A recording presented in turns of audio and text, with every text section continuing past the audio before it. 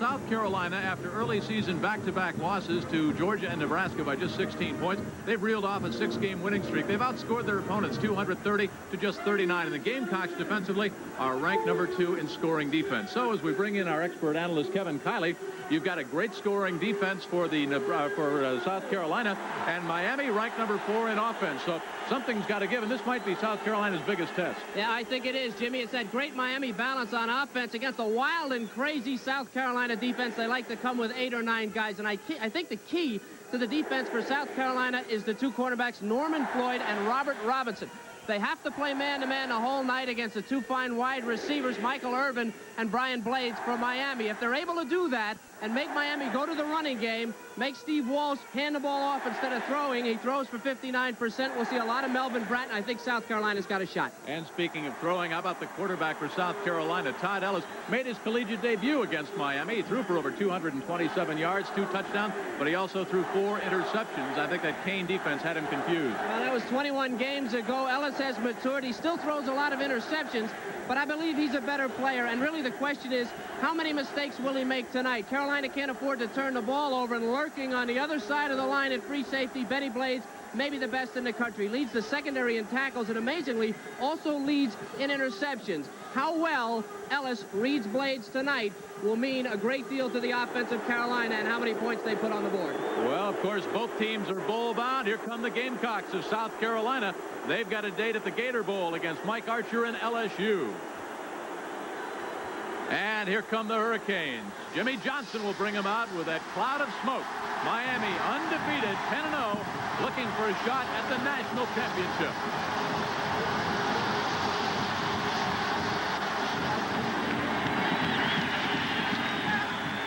ESPN's exclusive presentation of CFA football is being brought to you by the U.S. Armed Forces. It's a great place to start. And by Napa Auto Parts stores. Call 1-800-LET-NAPA for the nearest location. And by Michelob. So exceptionally smooth, the night belongs to Michelob. And by the financial services at Payne Weber. The Orange Bowl. Now, this is not a bowl game, but it could be. Jimmy Johnson's Miami Hurricanes come into this game with a 31-game regular season unbeaten streak. They are 1 step away from a showdown with #1 Oklahoma in the Orange Bowl. But it's a giant step. This may be the best South Carolina team ever.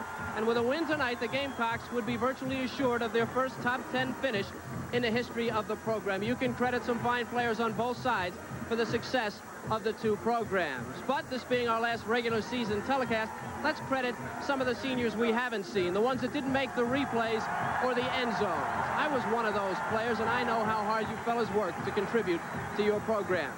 Tim Brown won the Heisman today, but if you've ever played the game, you know that anyone who's ever worn a football helmet deserves a piece of that award. Jim?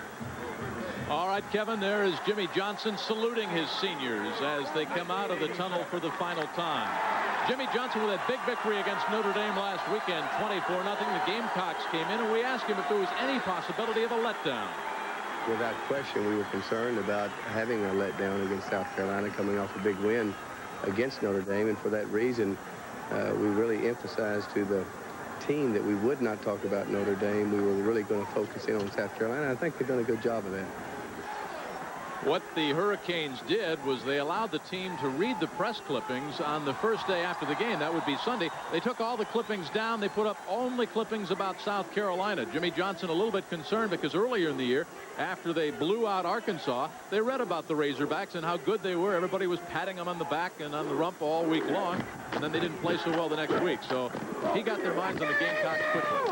Very similar to this situation, because that next week, Jimmy was against Florida State, and of course it was a blown 2-point conversion, or rather Miami stopping the Seminoles on a 2-point conversion that gave Miami that win. It was too close for comfort. They felt they really did not play well against Florida State, and now of course they're being compared to Florida State in terms of national championships.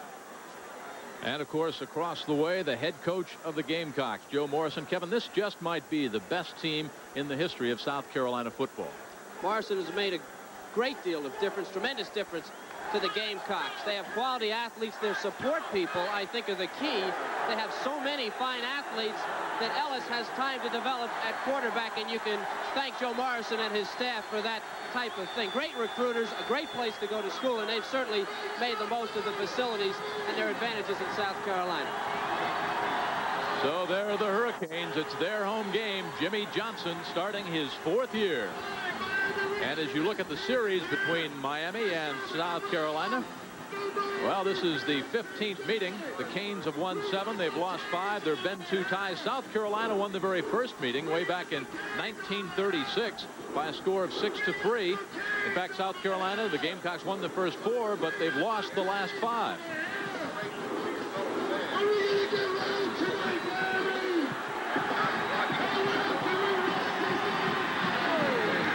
South Carolina has won the toss. They've elected to receive.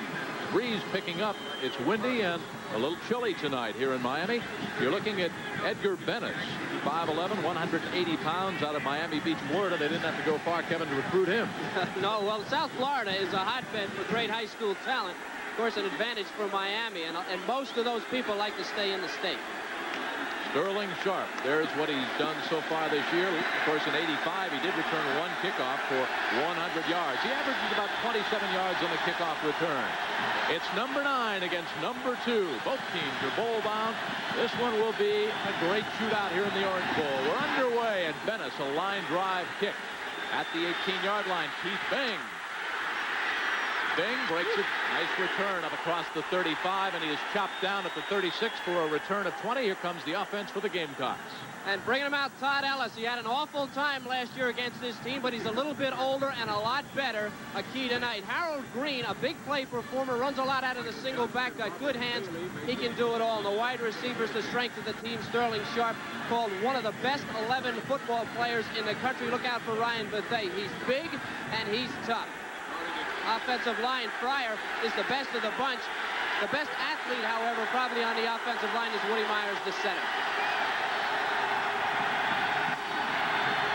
Handoff, breaks it for 5, 6, 7, spinning up to the 45 goes Harold Green out of Ladson, South Carolina. Darrell Fullington on the stop. He's a senior. Let's meet the rest of the Hurricanes. Now, this defense is excellent statistically, but maybe not as strong as last year. Mark is a little bit undersized at defensive tackle. He's about 232. Stubbs, an incredible pass rusher. We'll see him all night. He's going to come hard from the outside. The linebackers led by Myra, the leading tackler, but Carter is very close behind. We'll look at the secondary in just a second.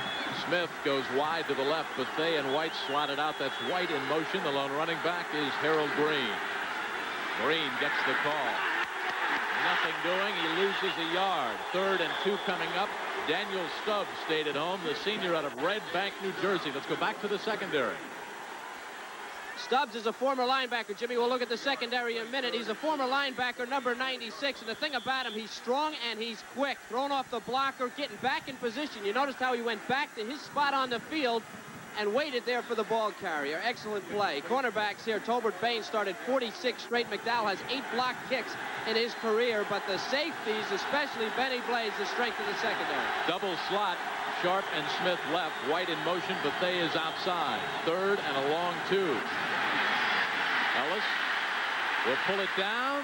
Close to a first down up near the 47-yard line. Forward progress from up here. And it looks like the super sophomore, Todd Ellis, has the first down. Rod Carter fell on top of him, the junior out of Fort Lauderdale. And we'll have a measurement to see if South Carolina picks up that first down. Boy, Jimmy, placement there will be so important. I don't think he made it, and I don't think he made it because he hit the ground too early. He went down with his knee first.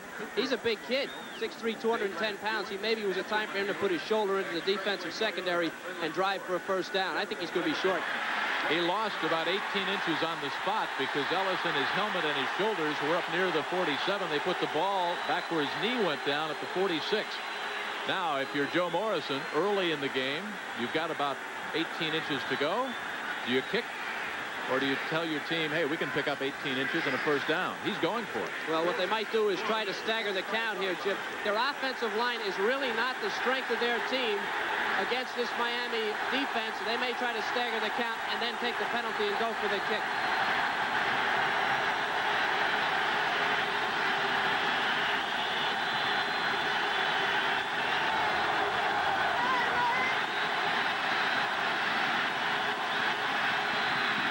will be a first down over the right side, blocking by Myers and Calvin Stevens. Ellis picks up the first down, and Myra on the stop.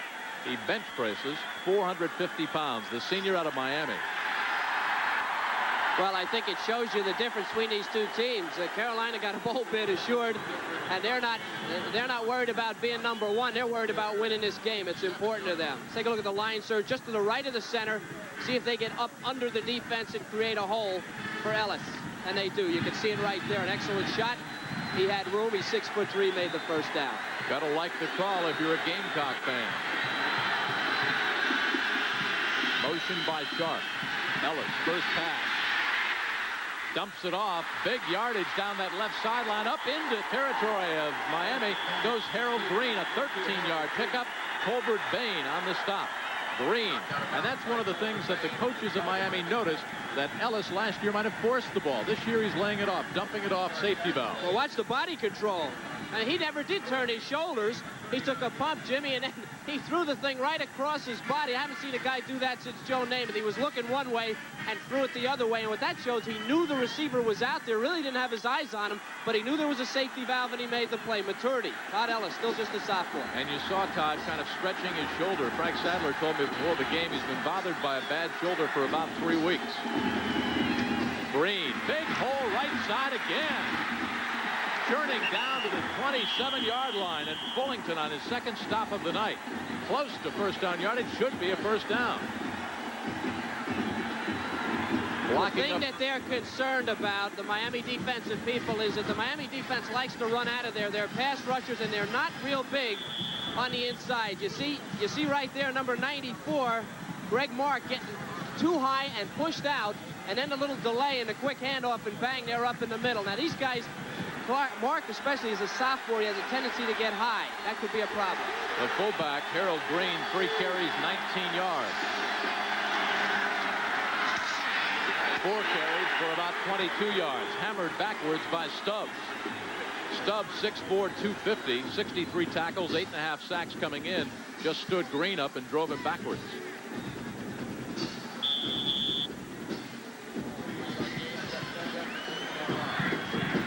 Spotted at the hash mark, near side, just outside the 25-yard line.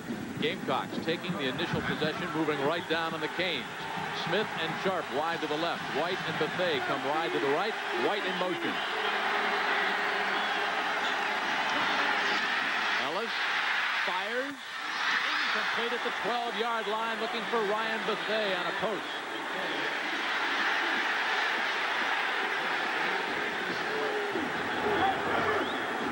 Blades was back on the coverage, the senior out of Fort Lauderdale. The ball a little bit high, but they couldn't hang on. Might have heard some footsteps. That ball was there, Jim. That ball was there, but they should have had it. Thing to remember, too, about the run and shoot, it is the run and shoot. They would rather run first and then shoot. This is not necessarily just a passing team for South Carolina. 3rd and 7. White goes in motion, top of the screen. Draw play. Down to the 23 goes Harold Green. Derwin Jones, the senior out of Miami, 6'4", 275 with 53 tackles and 4 sacks on the stop.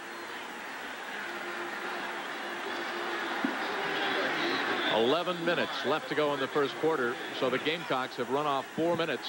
Rodney Price will put it down near the hash mark near side. This will be a 40-yard try for the true freshman Colin Mackey. 20 of 27 on the field goal tries, and he is 4 of 7 between 40 and 49 yards.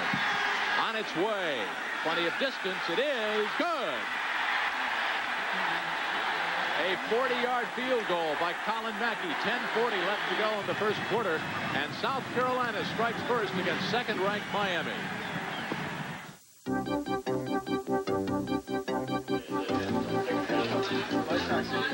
A special report from Payne Weber.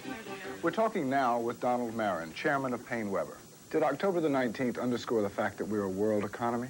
Well, we're in a totally different world. We're in a world where when you get in the office the first thing in the morning, you ask what the Japanese stock market did the night before. We're in a world where you want to know what's going on in Washington before you want to know what's going on Wall Street. We're in a world where things look very good right now. The economy is in strong shape. Unemployment is a historically low level. interest rates are down, but everybody's worried. Now, what's that all telling us? It's telling us that the future is very uncertain, but that the future can be very optimistic. It's a combination of Wall Street, Main Street, and Washington. If they all work together, we are going to be looking very good in 1988 and 1989. Thank you, Mr. Marin. And goodbye for now from Payne Weber. 3-0 South Carolina early in ESPN's exclusive presentation of CFA football, being brought to you by AC Delco Parts. They don't just fit, they match. And by the shower massage from Teledyne Waterpik. It's the original.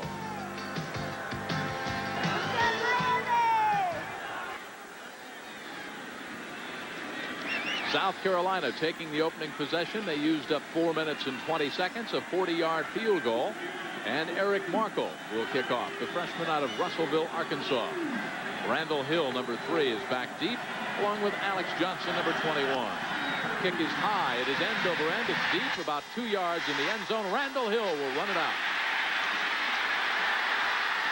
Randall Hill. A 36-yard kickoff return gives Miami Hurricanes a good offensive start. Let's meet them. Steve Walsh completes 59% of his passes. He doesn't have the gun that Testaverde had, but he's very smart and makes few mistakes. Melvin Bratton, the #1 pick in the draft. Warren Williams, very underrated for the Hurricanes. The receivers are excellent. The 2 outside guys, Blades and Irvin, are speed burners, big play guys. Patchen, a run blocker. O'Neal, the best pass blocker. And then Big Daddy, Sugar Daddy, Rod Holder at center. Injured early, but playing very well now. Gamecocks show the blitz. They're coming, and down goes Walsh. The strong safety, Greg Philpott, number 25. Second sack on the year, loose football, and did South Carolina get it? There'll be a little conclave of the officials, but South Carolina says they've got it. Roy Hart recovered that fumble on the sack by Philpott. Jimmy, I don't know that this was not offsides. I think there was a mess up on the snap. Not everybody got up. There looked to me like there were some people in the neutral zone. Miami never had a chance. Walsh never from the back. And you can see Hart right in there in the middle of a bunch of Miami players making the recovery. That is Carolina's game. Pressure. And you don't even need defensive backs if you get there that quick. Big break for the Gamecocks early. Play action fake. Ellis out of the pocket. Canes didn't buy it, and a sack by Greg Mark, the sophomore out of Pennsauken, New Jersey. 6'4", 232, his 8th sack this year. That puts Mark just a half a sack behind Daniel Stubbs. That's how good he is. That's why he's in there as a pass rusher. He's not in there for the running game. Miami can be run at up the middle. But boy, if the play action pass doesn't fool them, they're going to be all over you as they were on that play. 9.5 to go. The Hurricanes have had the ball for 1 snap, and they fumbled it. Before the Notre Dame game, Miami had only turned the ball over 9 times. 2nd and 19. Ellis fires it on a rope. Incomplete. And if that wasn't pass interference at the 15-yard line, Sharp was pushed by Darrell Fullington. The ball was in the air. No call. Incredible. Jimmy, I saw it too. No question about it.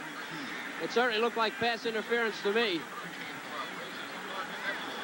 Watch right here. That's number 2 Sharp, and that's 19 Fullington. Shannon, 22 Shannon. And that is definitely pass interference, no call.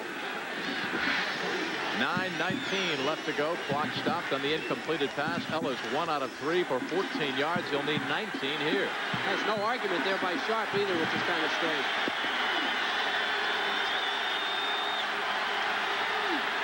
Sharp goes in motion. Ellis dumps it off to Green. Nice move. Down close to the 32-yard line, where Randy Shannon, the junior out of Miami, makes the stop. Well, we'll see another field goal try with 9 minutes and counting left in a scoreless first quarter for Miami. They are 2nd ranked. They are number 3 in scoring defense. South Carolina has never scored more than 14 points in a game on Miami. Well, these points are big early. I'm sure that's in the back of somebody's mind. The fact that they can score is going to be important to them.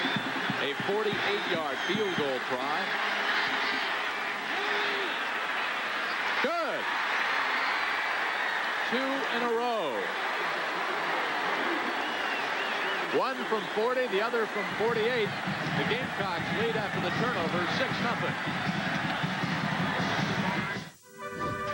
6-0. Old soldiers never die, but neglected batteries do. That's why I feel better with a Delco battery under the hood. Seal tight, maintenance free, with plenty of startup power to handle cold mountain weekends. Precision AC Delco parts. They don't just fit, they match. We old soldiers spend our time on live trout, not dead batteries. Now get up to $5 back on Delco batteries. See your retailer for details. Who says Chevy's better than Ford? USAC tested standard half-tons with their best automatics and half-ton payloads. 0 to 60, 40 to 55, pylon course handling, Chevy beat Ford. Level and uphill towing acceleration. Chevy with Vortec V6 beat Ford. Which truck should you be driving? USAC tests just answered it. The heartbeat of America. Maybe it's a Chevy you should be driving. It's today's Chevy truck. Jim McMahon and the Chicago Bears are looking stronger than ever. They're running away in the NFC Central Division. Sunday night, they meet the second-place Minnesota Vikings live right after NFL primetime on ESPN. We are back at the Orange Bowl with the Hurricanes. Are scoreless. They've only had one snap. They fumbled the ball. Colin Mackey, field goals of 40 and 48 yards.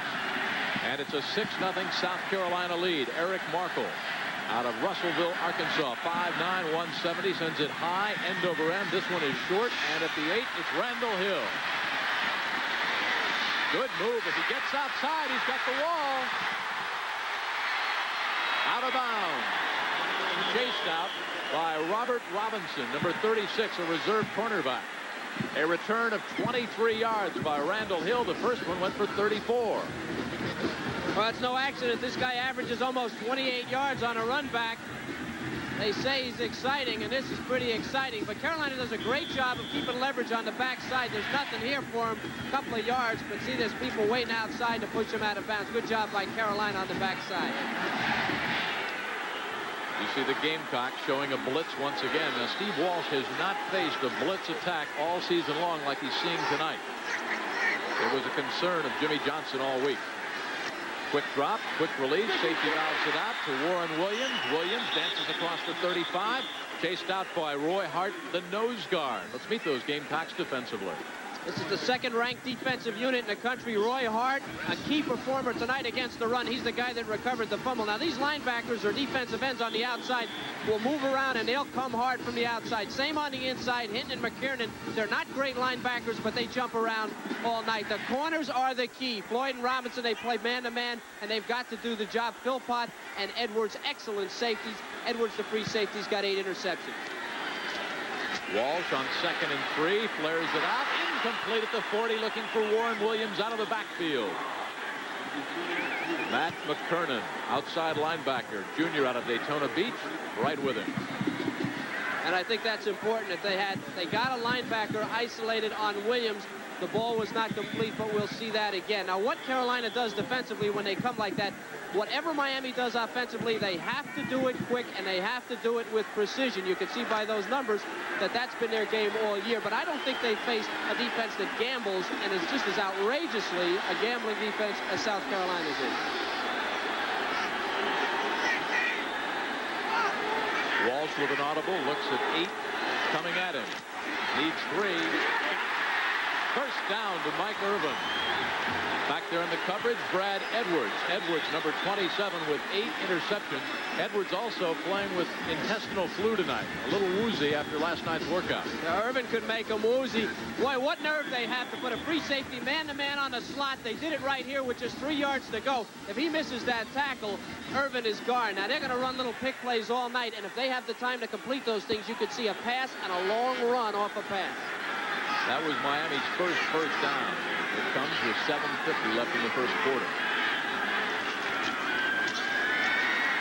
Out of the grasp with one of the South Carolina Gamecocks. Up near the 47 goes Melvin Bratton out of Miami, and Roy Hart, number 54, out of Tifton, Georgia, on the stop.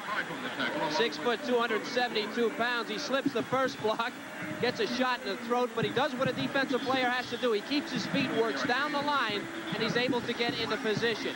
Another thing about Carolina's defense, the way they stunt jump around, big plays, alleys will open up, and you can pull a big one off on them. 2nd and 8.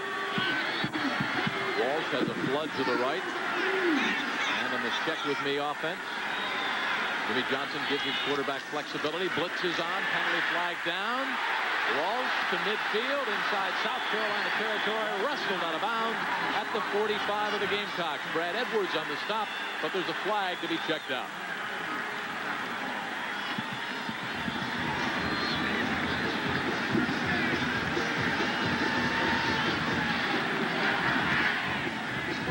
Terry Monk is our referee. Offside, South Carolina.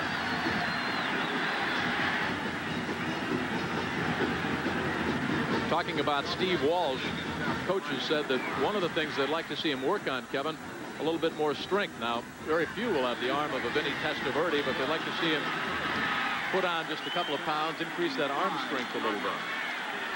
Well, he doesn't have the ability. They're more of a controlled passing team now with Vinny. They could just go 35 yards on a line down the field. They can't do that.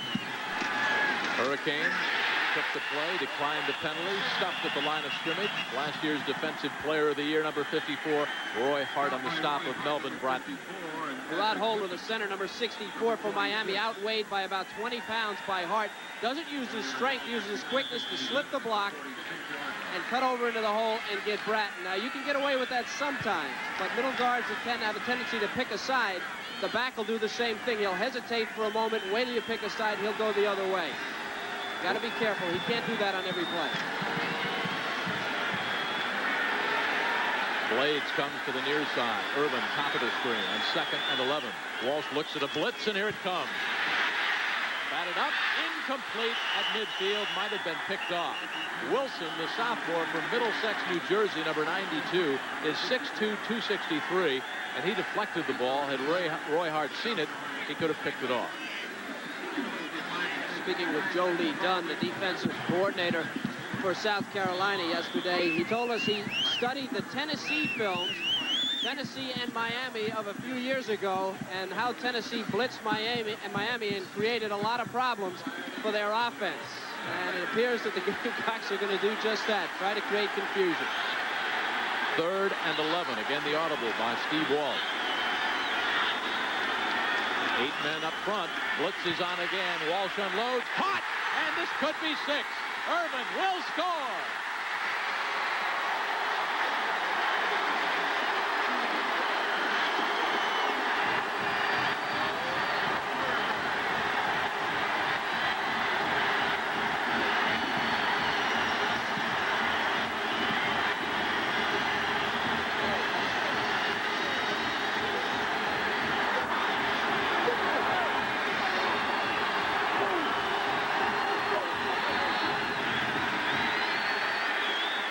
Okay, the trips formation is what did it. Michael Irvin, his 26th career touchdown, and that's his 33rd straight catch in a game of a pass, at least one pass. Great performance.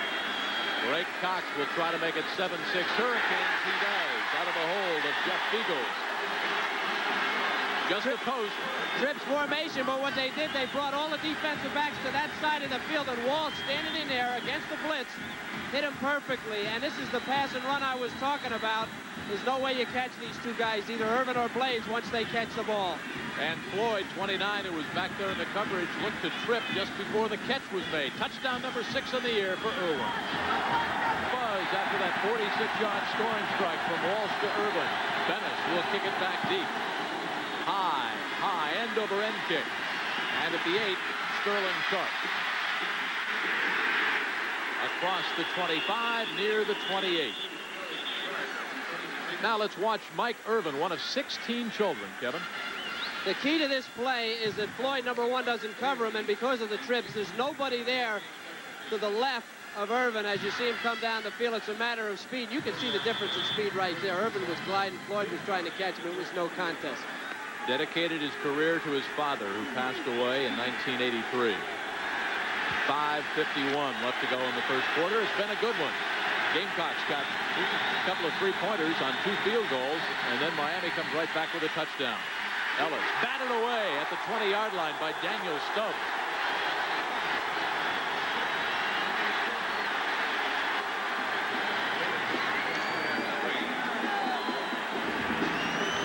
There you see Stubbs, one of 3 finalists for the Outland Trophy Interior Lineman of the Year. Stubbs, 6'4", 250 pounds. He bench presses over 400 pounds. They call him Stubby K. Looks like a railroad crossing when he gets those big arms out there. 2nd and 10. Sharp motions near side. Ellis. A little curl. He's got Sharp at the 38. And Sharp tries to fight for first down yardage in the grasp of Bubba McDowell. McDowell, the junior, a 6-footer, 202 pounds, out of Merritt Island, Florida. Got to be careful with Ellis in this game. He's playing against maybe the best secondary in the country. Now watch his eyes here.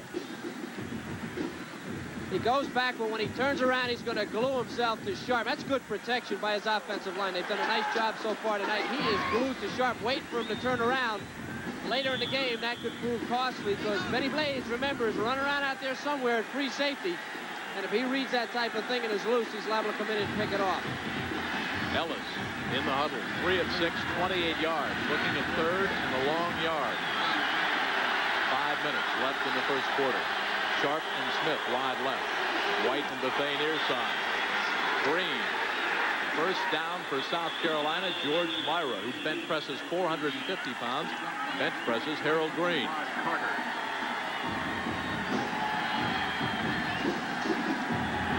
Didn't take long once they got on track. 46 yards from Walsh to Irvin.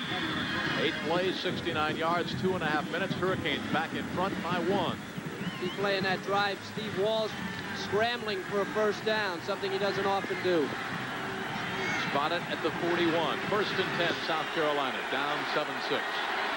Kevin White motions to the top.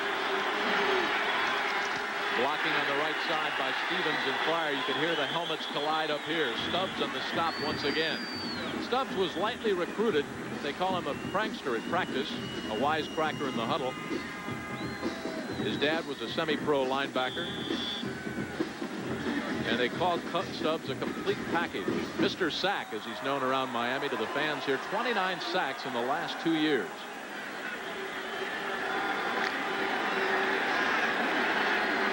Second and 8. White, Sharp, and Smith to the left. Now Sharp comes to the near side. Drop at the 48 by Sterling Sharp. You don't see that very often. Carter was back there on the coverage, but Sharp, who came in with 52 catches, averaging 15.5 yards, Kevin, that was a catchable ball. It certainly was, and this is what they wanted. They roll the other way, looking for the weak side coverage. They get it, but Sharp doesn't. 3rd and 8 coming up for the Gamecocks. And there's what they've done on 3rd down over the season. Bad situation to be in against Miami to just turn it loose. Smith and White wide to the left. Sharp motions to the top. Ellis pulls it down, a curl in up near the 49, but about 1.5 yards shy of first down yardage is Kevin White, the senior out of Charlotte, North Carolina, 5'11", 202. White came in with 37 catches. The average is just under 9 yards, and Jimmy Johnson says, good job, defense. Rodney Price will kick it away. The sophomore out of Batesburg, South Carolina. There's his season average and his longest kick. Brent Perriman is back deep. This is a towering spiral. Perriman lets it hit at the 1, and it sails in for the touchback. A 51-yard kick. 3:08 left to go. The Hurricanes lead the Gamecocks 7-6. Let's take time out. The Orange Bowl. 3:08 left to go. Hurricanes by 1. Miami ranked number 2. South Carolina ranked number 9. Head-to-head here in the Orange Bowl. Blades wide to the left. Irvin out at the other side. He's got that 46-yard touchdown reception out of the tail of the tandem. Warren Williams cracks it up the middle. Roy Hart on yet another stop. Don't forget, join us tomorrow on ESPN, 12:30 Eastern Time. Semifinals of the Nabisco Masters. Semifinal number 1, Stefan Edberg against Mats Wilander, and then Ivan Lendl, ranked number 1 in the world again, against Brad Gilbert. Great tennis here on ESPN. The championship match will be seen live on Monday night at 8 o'clock Eastern Time. Semifinals tomorrow at 12:30. Ken Sally checks in, the junior nickelback out of Morristown, New Jersey. Gamecocks anticipating pass on 2nd and 7. Blitz again. Walsh picks it up. Fires to the 27, where Irvin makes the grab. Carolina, after being burned on the last series, they've gone to a little more of a zone defense. Now they had 4 across back there. See how they play off the receiver here? Now this is man-to-man over here, but they've got a free safety. And they're able to control him. Now remember, on the play earlier, there was nobody there on the inside. Carolina thinking a little differently now, trying to change up their coverage.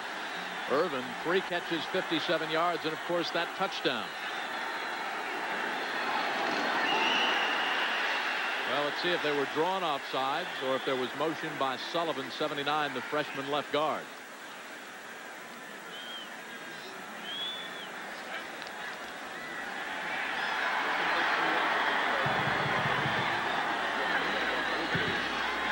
That'll cost the Miami Hurricanes 5.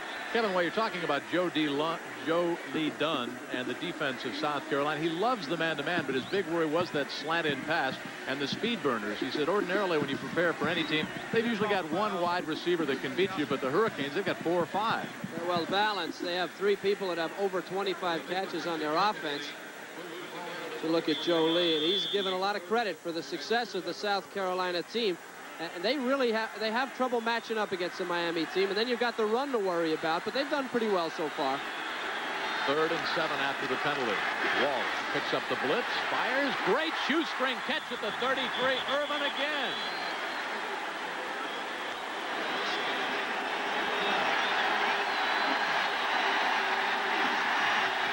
I think Mike's excited.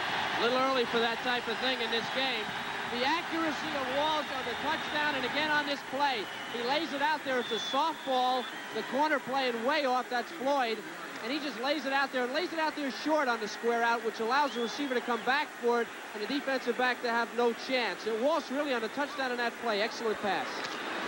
Pitch back, Warren Williams blocking on the right side behind John O'Neill and Scott Proven. Pickup of maybe 3 at 2nd down and 7. Ricky Daniels, 91, the senior, on the tackle. So far, Jim, very impressed with Steve Walsh. He shows a lot of poise. He's just a youngster. He knows the offense, and he puts the ball right out there. He's reading coverages and laying the ball out there. It's a softball. Not a great strong arm, but doing a super job so far. He kind of won the quarterbacking job by default. He was the quarterback, Jimmy Johnson said, that made the fewest mistakes. A very intelligent young man. He won't make the bad call or the bad read. Won't hurt you. Williams tries to get outside. Gamecocks not biting. At the 36-yard line, Kevin Hendricks, the junior out of Hickory, North Carolina, on the stop, but there are penalty flags to be checked out. And Philpott did a super job. The safety, number 25, coming in and jamming that thing early. Offside against South Carolina. Well, we showed you that shot from high over Miami, the Goodyear blimp provided by the Goodyear Tire and Rubber Company. And this blimp is based out of Pompano Beach, Florida, just up the road. The pilot is Drew Marshall. 51 seconds left to go in the first quarter. 7-6, the Hurricanes on top. There is Steve Walsh, very intelligent young man. Interesting, usually you have quarterbacks from all over the state of Florida going to schools in the Midwest and up north to play because they can practice their trade here year-round, throwing to wide receivers. But Steve Walsh out of St. Paul, Minnesota.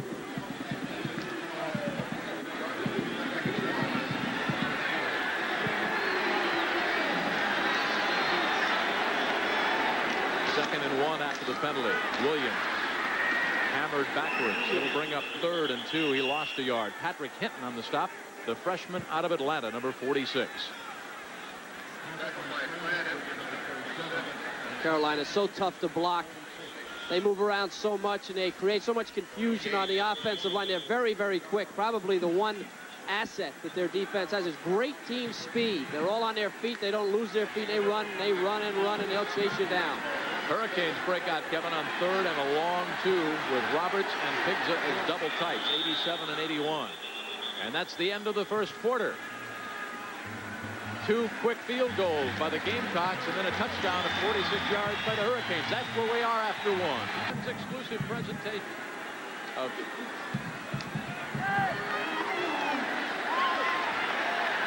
first snap of the second quarter. Line of scrimmage, the 42-yard line. 3rd and 1 for Miami. They lead by 1, 7-6.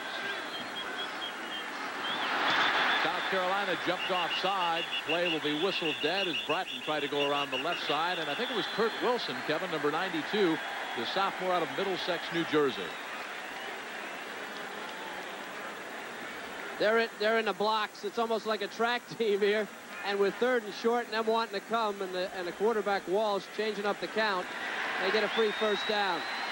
This is a tough one for a blitzing defense. See him trying to time it? They don't time it too well. Into the eyes of Steve Walsh, who threw his 18th touchdown toss of the year, the 4th best single season total for Miami. Vinny Testaverde leads the way with 26. Bernie Kosar had 25. First and 10, Miami. There is an impressive stat. Blitz. Walsh almost intercepted at the 43-yard line. Steve never saw it. Edwards coming through on the safety blitz, but the hit was made by Patrick Hinton, number 46, the freshman, redshirted back in 86. 218-pounder right up the middle. Miami blows it. You can see the center blowing it. And Walsh is going to talk to him about that. That was Rod Holder, number 64. He went to double team on the tackle. And Hinton, as you see right there, got right through. You can't afford to let a guy get that clean on a quarterback as valuable as Walsh. First saw that 50 defense last spring, Hinton did, an all-state linebacker. 14:57 left before halftime. Walsh on 2nd and 10. Blitz again. Down at the 36-yard line, Kevin Hendricks. Hendricks sacking Walsh, who must be feeling the frustration now. Hendricks, nicknamed the Chief, missed the spring with a shoulder injury and comes on with a very aggressive play. Jimmy, I have to admit, I love this. I mean, Joe Lee Dunn doesn't think about anything. He's got Hendricks, number 98, there at the top of your screen, coming down, and Walsh. Just absolutely no defense. And they just got too many guys for Miami. There's not enough guys to block them. They send them out on a pattern, and that'll really make them conservative. You really can't have anybody back there blocking if you're going to throw to 5 receivers, and if they rush like that, you got to keep them in. Left tackle move for Miami. This will cost the Hurricanes 5. Boy, you see it again. Matt Patchen, experienced offensive tackle, number 71. He's a senior, but he's getting jittery now. It was Hendricks coming from his side last time, and he jumped, and that's the result of that type of defensive philosophy.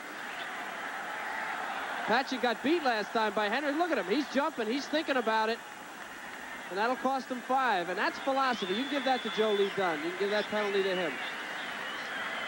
Well, Joe Lee told us yesterday that they were going to dance with what brung them to the dance. They weren't going to change anything, but that was interesting because he told some of the writers in Miami, he told every writer who called, we're changing our defense for your Hurricanes. And you and I were wondering if he was telling us the truth, but we 3rd and 24.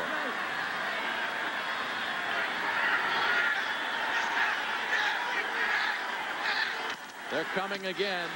7 of them over the middle, almost picked off at the 45 by Norman Floyd, the senior out of Greenville, South Carolina, intended for Blades, but Blades was nowhere around the football.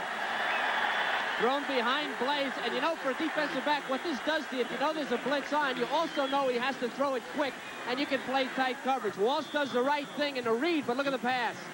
It's real bad and almost picked off, and South Carolina's philosophy maybe getting to Miami a little bit.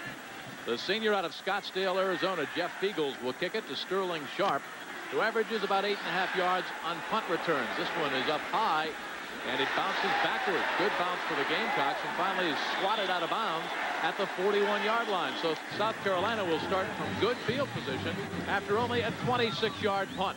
13:56 left in the first half. Miami by 1. Exclusive presentation of CFA football is being brought to you by Jeep.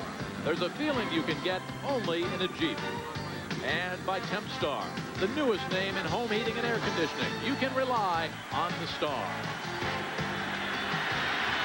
Along with Kevin Kiley, I'm Jim Kelly. Welcome back to the Orange Bowl. Hurricanes on top by 1. A dive over the right side with Myers, Stevens, and Pryor doing the blocking for Harold Green. Daniel Stubbs on the stop.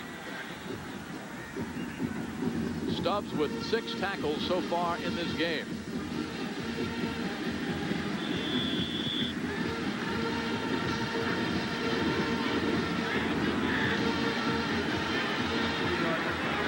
Second and 8. Sharp wide to the left. Danny Smith is outside. He has yet to have the ball thrown to him. Quick out. Sharp's got it. Looks for a block. Dives up to the 49. 3rd and 2 coming up. Randy Shannon, the junior out of Miami, the strong side linebacker on the stop. Todd Ellis starting to heat up. There's Sterling Sharp and what he has done so far. South Carolina's all-time leader. As far as receiving is concerned, think he's a #1 pick? Absolutely. Gil Brandt says he's one of the top 11 players in the country. College football players, not just receivers.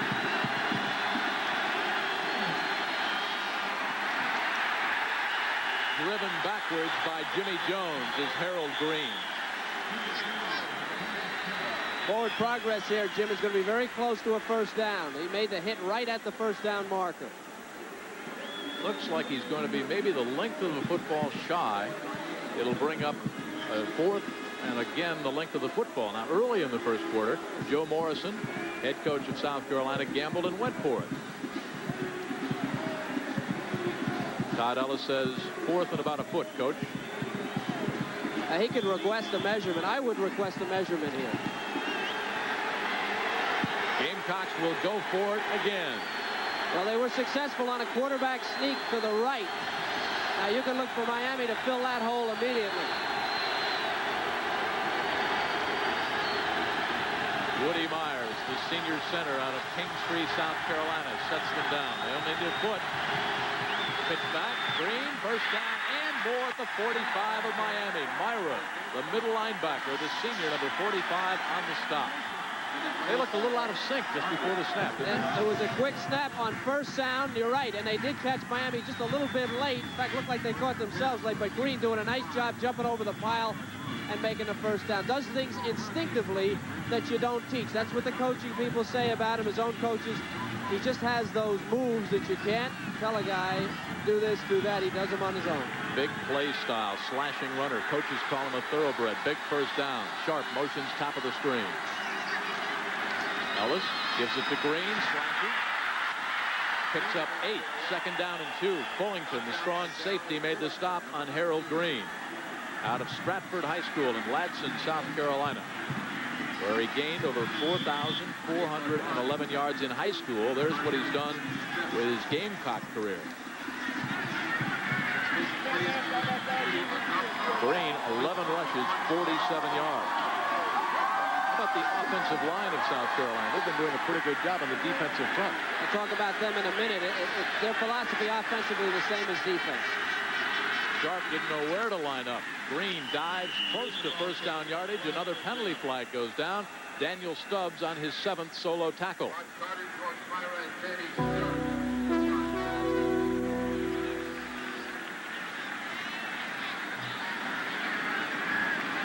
Motion against the Gamecocks. Interesting story on Stubbs, number 96. They call him Stubby K. He is 6'4", 250 pounds, but for a while, they weren't sure what size he would be. He was allergic to a whole lot of things, had some respiratory problems because of the ailments.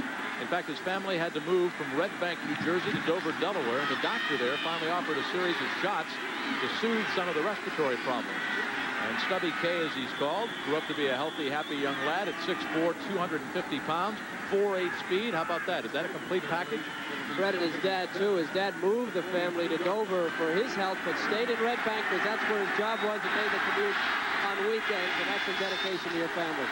2nd and 7 after the penalty. Kevin White motions near side. Now says, what's the play to Sterling Sharp? Sharp calls the play out to Danny Smith, like a bucket brigade. Over the middle, a diving slide and catch. Was it caught? Ryan Bethea, Hurricanes are saying incomplete. What do the officials say? Incomplete. A little taunting going down on the field. That was Darrell Fullington. Now, this thing's a short hop. Bethea took a shot early in the game, and I think you'll see it again. It's Fullington trying to get in there. Now, Miami does have a little bit of a reputation, talks a lot on the field. They make a lot of movements, a lot of gestures. Irvin was doing it earlier. This is a 7-6 game, and I don't know if I'd want to aggravate South Carolina in a close game, get them up, and make them play harder. Gamecocks are 1 for 5 on third down conversions, 2 for 2 on fourth down. Loose football, and they're saying no. Incomplete. And there's another penalty flag at the 35-yard line. Stubbs made the hit. Too much time against South Carolina. That's why that was a fumble, Jim. I think what they're saying was that the play was dead before the ball was snapped, because that really looked like a fumble to me. Watch Stubbs, 96. He's coming around the corner. They're trying to hold him, not getting it done.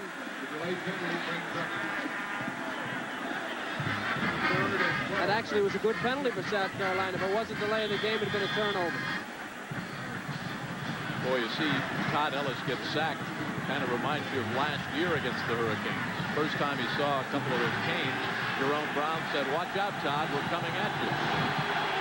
Todd looked into their eyes and said, "What am I doing out in the field with these guys?"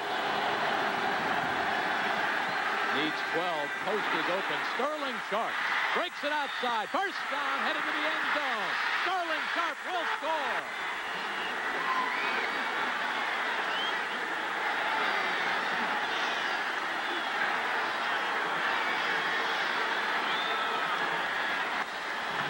"47 yards, the 5th receiving touchdown for Sharp. Todd Ellis, his 10th touchdown toss on the year, and the Gamecocks go back in front.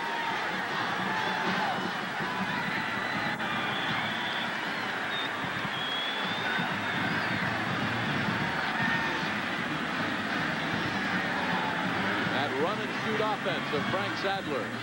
Colin Mackey will try to increase the Gamecock lead out of the hold of Rodney Price. Perfect. And South Carolina, they led 6-0. They go back in front, 13-7, 9:55 to go. Sharp number 2, Bailey number 23, not even close. Some great blocks downfield and crossing patterns to great receivers. This is what happens. He outruns Bailey. There's a block to the left, another block there on Fullington, and that's why Sharp is an All-American, and that's why South Carolina is so dangerous, and that's why you don't want to get these guys mad.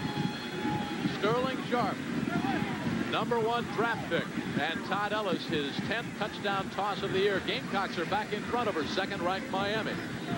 For halftime, South Carolina, ranked number 9 in the country, going to the Gator Bowl for a date against Mike Archer, the LSU Tigers, leading the Hurricanes 13-7. Markle drives this one high and deep, end over end to Randall Hill. Another big return. This one thwarted, though, at the 21-yard line. Patrick Hinton, the freshman, on the stop. Let's look at that last touchdown. Watch it from a wide angle. Top of your screen, inside slot, number 2, Sharp, covered by Bailey. It's going to be man-to-man coverage by Bailey. And watch, you take a guy with great speed, and you run him on a crossing pattern. He'll outrun the coverage. See, Bailey, he's beaten right now. They get the ball to him. Now watch the blocks on the corner by the wide receivers. Ellis just goes down, number 29. That's White, who makes a block at the 5-yard line. And Sharp, not going out of bounds, using that great speed, cut the ability to go up into the end zone. Great offense by Carolina.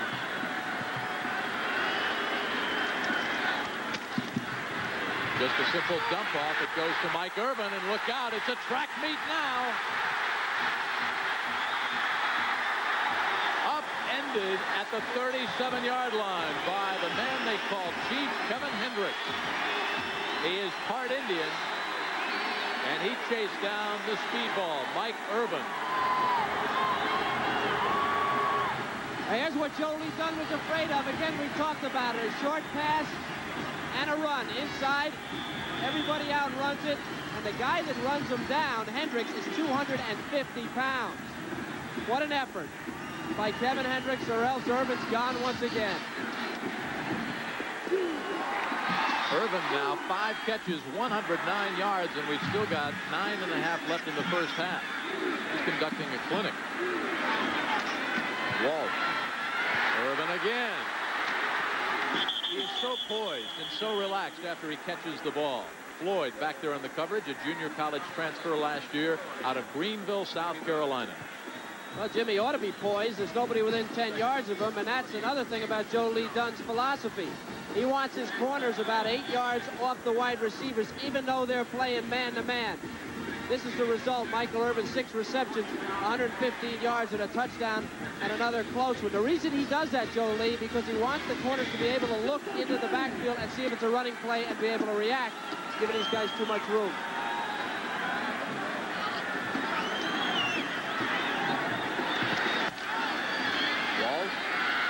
All kinds of time. The middle's open. Incomplete at the 2-yard line for Brett Perriman.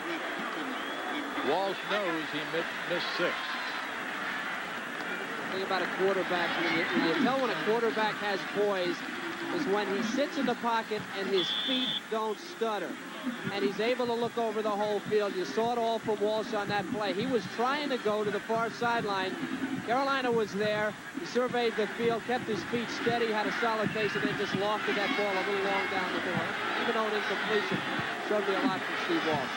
There's what Steve has done so far. Irvin, 6 catches, 115 yards. Walsh looks, fires over the middle. It's dropped.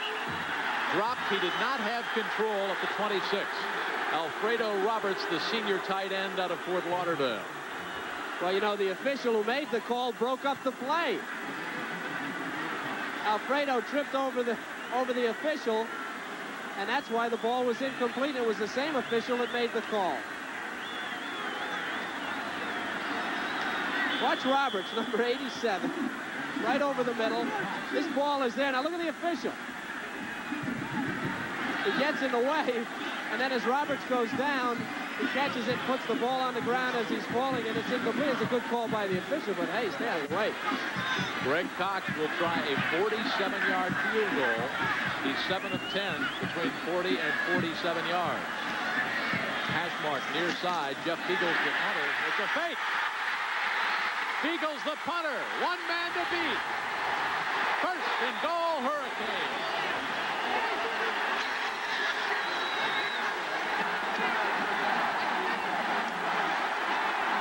Penalty flag is down. Edwards might be guilty of the face mask. 2 games in a row. Jimmy Johnson has gone to a fake punt. They did it last week, or fake play. Last week against Notre Dame, it was a fake punt. Now they go with a fake field goal. And Beagles picks up 23 yards, and it'll be half the distance inside the 5 after the face mask. Give him credit for trying it. Beagles never thinking about anything else. The thing opens up perfectly. Eagles must be wondering what he's doing out there all alone before he's dragged down. And there's the face mask by Brad Edwards. Boy, that'll take the heart out of your defense. Jimmy Johnson, give him credit. He'll try just about anything. There's our score. 9 minutes and 8 seconds left to go before halftime. And before that 23-yard pickup by Beagles, Miami had just 1 yard on the ground. Well, 1 rushing yard. Jimmy, you love to play for a guy who'll try things like that. It's fun.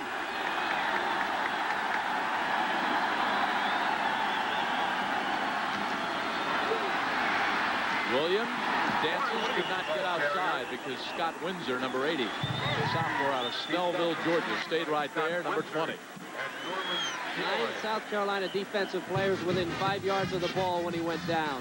Look at them all coming back. Great team speed. If I was going to attack Carolina on the goal line, I'd go right up the middle if I was going to play it on the ground. And here you got to watch out for the tight end and a quick back out of the backfield. I'd watch out for Mike Irvin anywhere. He's had things his own way. 115 yards, still 8.5 to go. There goes Melvin Bratton. Oh, what a collision, touchdown. He just put the helmet down, and the last 2 yards was all Melvin Bratton. He ran right over Robinson and Edwards.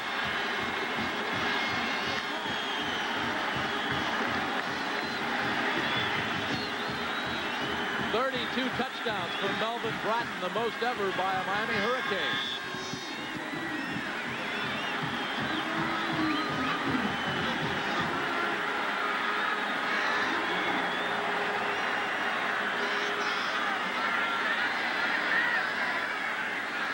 Eagles, who picked up 23 yards of the big first down, puts it down for Greg Cox as we seesaw back and forth.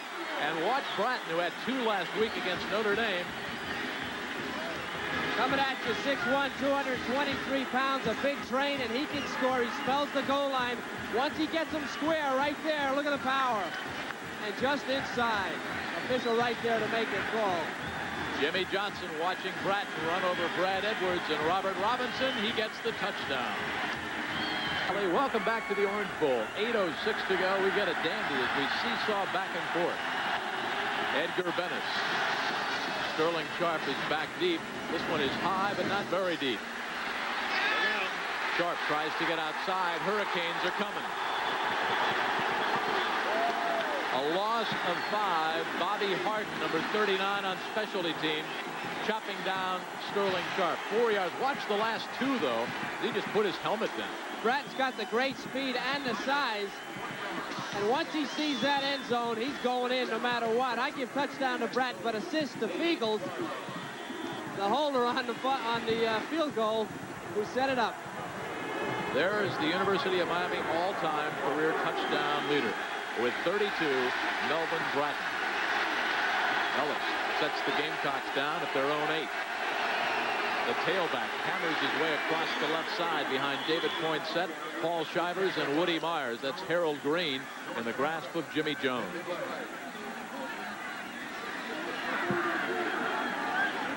There's that last scoring drive, the big play, 23 yards on the fake field goal, picked up by the punter Feagles. And before that, we indicated 1 yard rushing prior to Feagles' run for the Miami offense. Jimmy Johnson not afraid to try the fake, ignite his team.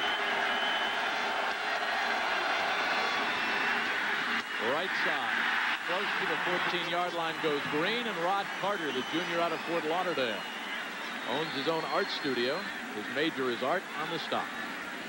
Talked about the offensive line earlier. South Carolina, they're like the defense in that they will move around. A lot of traps. They'll show you pass, trap back, a lot of tackle traps. An aggressive defensive line like Miami with a 4-man front, they try to fool them, get them go the wrong way, and then just pin them down. Let Green, who has a great visual ability, pick his own hole. It's a little tough down deep in their own territory, though, because they're expecting him to run. Bing and Green are in. Bing is the fullback, and now Todd Ellis sees something he doesn't like as he looks at 3rd and 3, and the Gamecocks will take a timeout. We've got 6:47 left to go before halftime. Second-ranked Miami nursing a 1-point lead against 9th-ranked USC.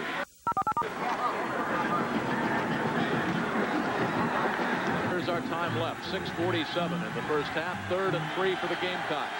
Danny Smith wide to the left. He has yet to see the full football. Bing is the fullback. Green the tailback. Green's got it. And he hammers his way up close to first down yardage. Needed to get to the 18.5. Carter and Myra on the stop. The spot will be so important here. Carolina showing some confidence in their offensive line. They only use the eye about 25% of the time, and they run the ball primarily when they're in that formation. So that was nothing tricky. They were coming right at Miami. They almost maybe made it work here, depending on the measurement.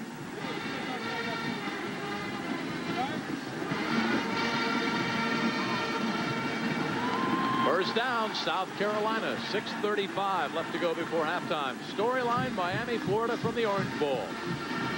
Irvin, 6 receptions, 115 yards. One of those, 46 yards for a touchdown. Sterling Sharp, 3 catches, 61 yards, 1 for a 47-yard touchdown.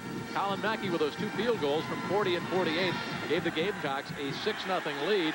But Miami has come roaring back to take a 1-point lead, 14-13. Ellis sets the Gamecocks down. Green goes outside, gets 3 on his own. No blockers out in front. And Carter upends Harold Green. Well, how are our 2 great quarterbacks doing? Todd Ellis and Steve Walsh. There is Ellis, perhaps the most popular athlete in the state of South Carolina. 6 out of 11, 87 yards and 1 score. Steve Walsh, 7 out of 12, 122 yards and 1 score. No interceptions for either quarterback. dead even, and that's just about the way the scoreboard reads. 14-13, South Carolina trails. Green now 15 carries, 62 yards. 2nd and 5. Green again. Jones again on the stop. And Kevin, I go back to what you said about Frank Sadler and the run and shoot. It's the run first, shoot second. 16th carry of the half, Jim, for Green. So you can see that South Carolina really feels they need to establish the running game. And if Miami is soft anywhere, it's up the middle, the 2 tackles. Not Myra, but the 2 tackles. The one very small. 3rd and 3. Danny Smith, wide bottom of your screen. Gamecocks 3 of 8 on 3rd down conversion. Picked back to Green. Barrels his way up close to the 30-yard line. That should be a first down. Myra on the stop again. First down, South Carolina. Boy, give me Harold Green anytime, number 22. What a job he's doing. 17 carries in the first half from a team that you really expected to pass the ball. And one of the reasons that South Carolina keeping the ball on the ground, this is what they hope to do, give the defense a little bit of a rest. Work on the clock a little bit, a little time-consuming drive, because you've already seen the speed burners of Miami, and Joe Lee Dunn's defense cannot stay with them man for man, certainly not over the course of 60 minutes. Time left before halftime. A little draw.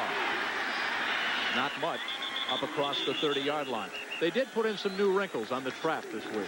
The quarterback would show pass, and they put in some new trap blocking as well. Well, they're going to tackle trap, trying to get Myra come down with a tackle, which is something that I first saw in professional football. It was a rude awakening. Usually you're used to seeing that guard come across and getting up there in the hole and meeting him, and you're standing there for about a split second, nobody shows, and all of a sudden there's a tackle in the side of your ear hole, and he's blasting you out of bounds. It's worked pretty well. I mean, Carolina does a lot of different things offensively, and they have confused the Miami defensive line somewhat, but they have not established the long drive as yet. Quick hitter to Bing. Equally quick hitting, Bill Hawkins, the junior out of Hollywood, Florida, number 54, 6'6", 255. His best game last year against South Carolina, he had 10 tackles. Just a junior. They've been waiting for him to turn it loose all year. They felt he had a good game last week, and he certainly turned it loose, number 54, on this play. Maybe a face mask there. Nobody saw it. Miami using their great quickness to close the hole immediately. 3rd and 11. And Todd Ellis wants yet another timeout, so the Gamecocks are down to just one. 3:16 left to go before halftime. Miami, ranked number 2, 10-0, looking for another shot at the national championship, leads by 1. Illustrate what we're talking about. You run first and then you shoot. South Carolina double the rushing plays compared with passing, but they'll have to pass now on 3rd and 11.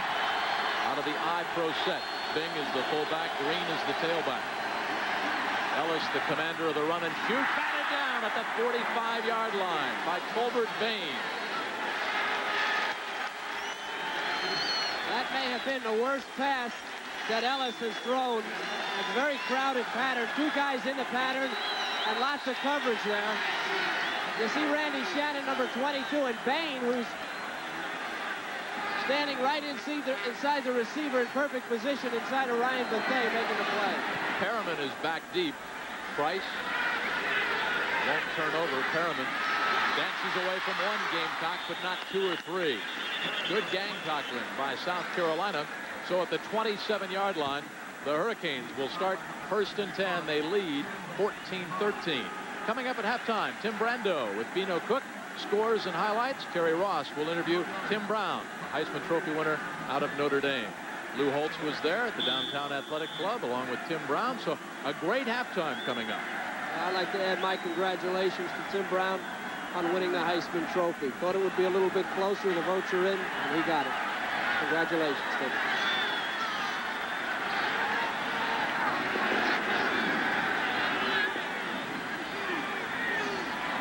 Walsh at quarterback with a long audible. Blitz is coming.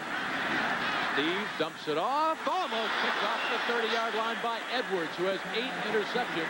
Leonard Conley, the intended receiver, and Edwards, the senior out of Fayetteville, North Carolina, picked off that one. It would have been 6.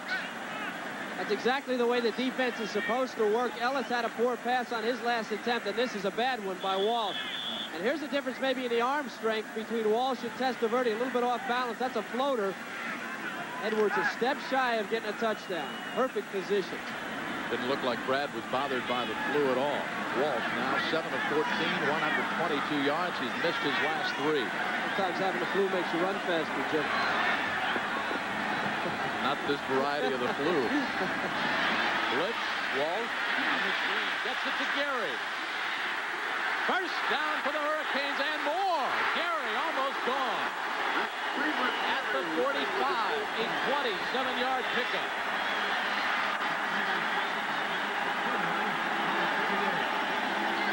Cleveland Gary played at Georgia back in '84 as a true freshman. The tackle by Matt McTiernan. Now, this is just a great call offensively, and Miami does so many things they execute. Now it's all Gary, 222 pounds. Some poor tackling by the South Carolina defense. I'll tell you, blitzing an entire game and certainly an entire half will tire you out. They have to be careful here with late in the second quarter. They may get tired. 2.5 to go. Here come the blitz again.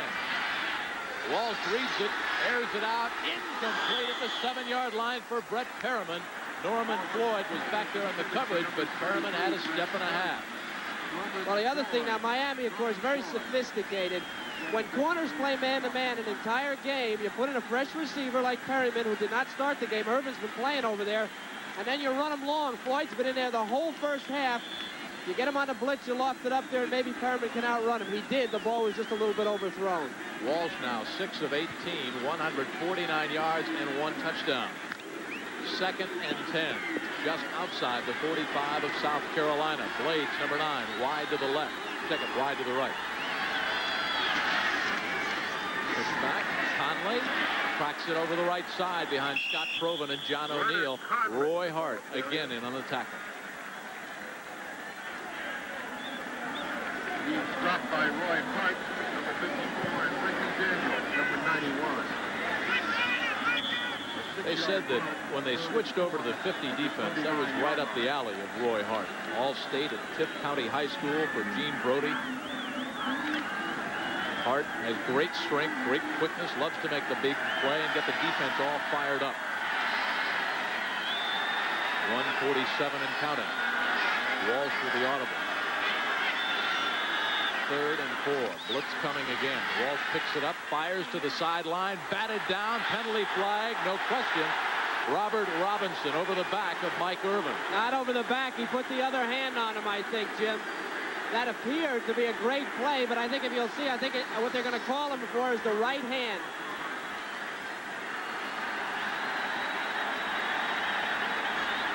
The question is going to be whether the right hand was on him before he made the play. Hey, you don't see it from there, but I think they're calling it. He put his right hand on to steady himself and then put the left hand on the ball. Looked good, though. Looked real good.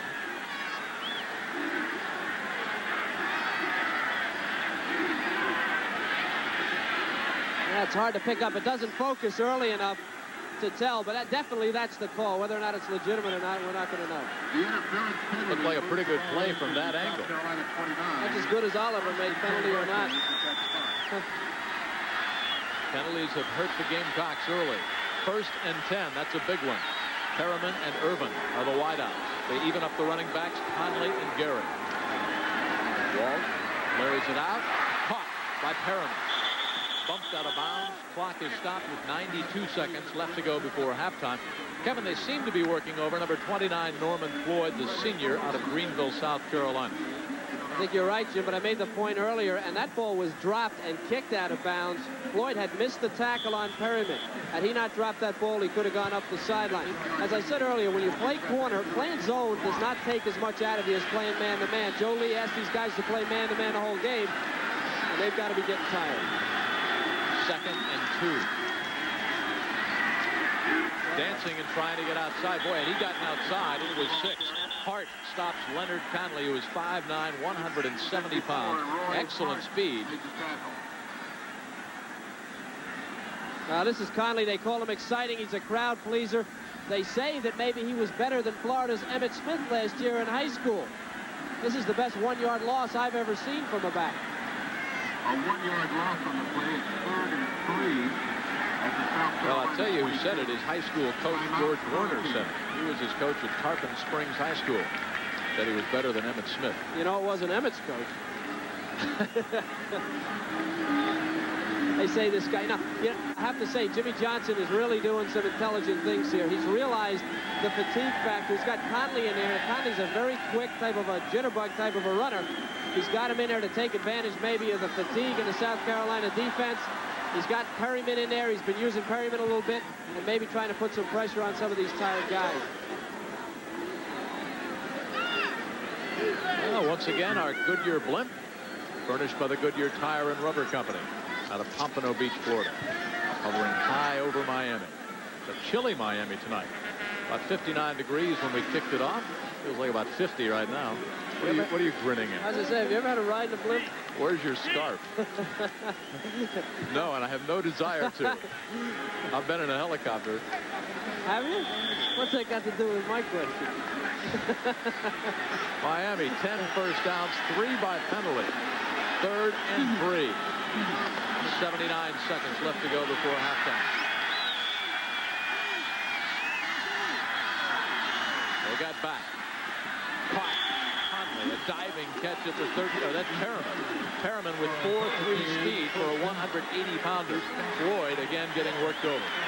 Well, the basic concept here is faulty. They've got Floyd playing back so far at the corner that Perryman is able to hook up in front of him for a first down. He should at least be at the first down marker, lined up there, so that if he hooks up in front of him, he can stop him before he gets a first down. Perriman lined up, flanked out wide to the left now. One black sock and one white sock. Backs are evened up. Conley and Gary. Walls 10 of 18, 165. Middle is open on the post, incomplete in the end zone. No flag. Perriman on the post and back on the coverage. Brad Edwards. That's the man you want on Perriman when they're going for 6. Floyd had a man-to-man, but they had a free safety back there. Edwards, who almost ran by this thing. You're going to see it. Perryman coming straight in. I watched 27.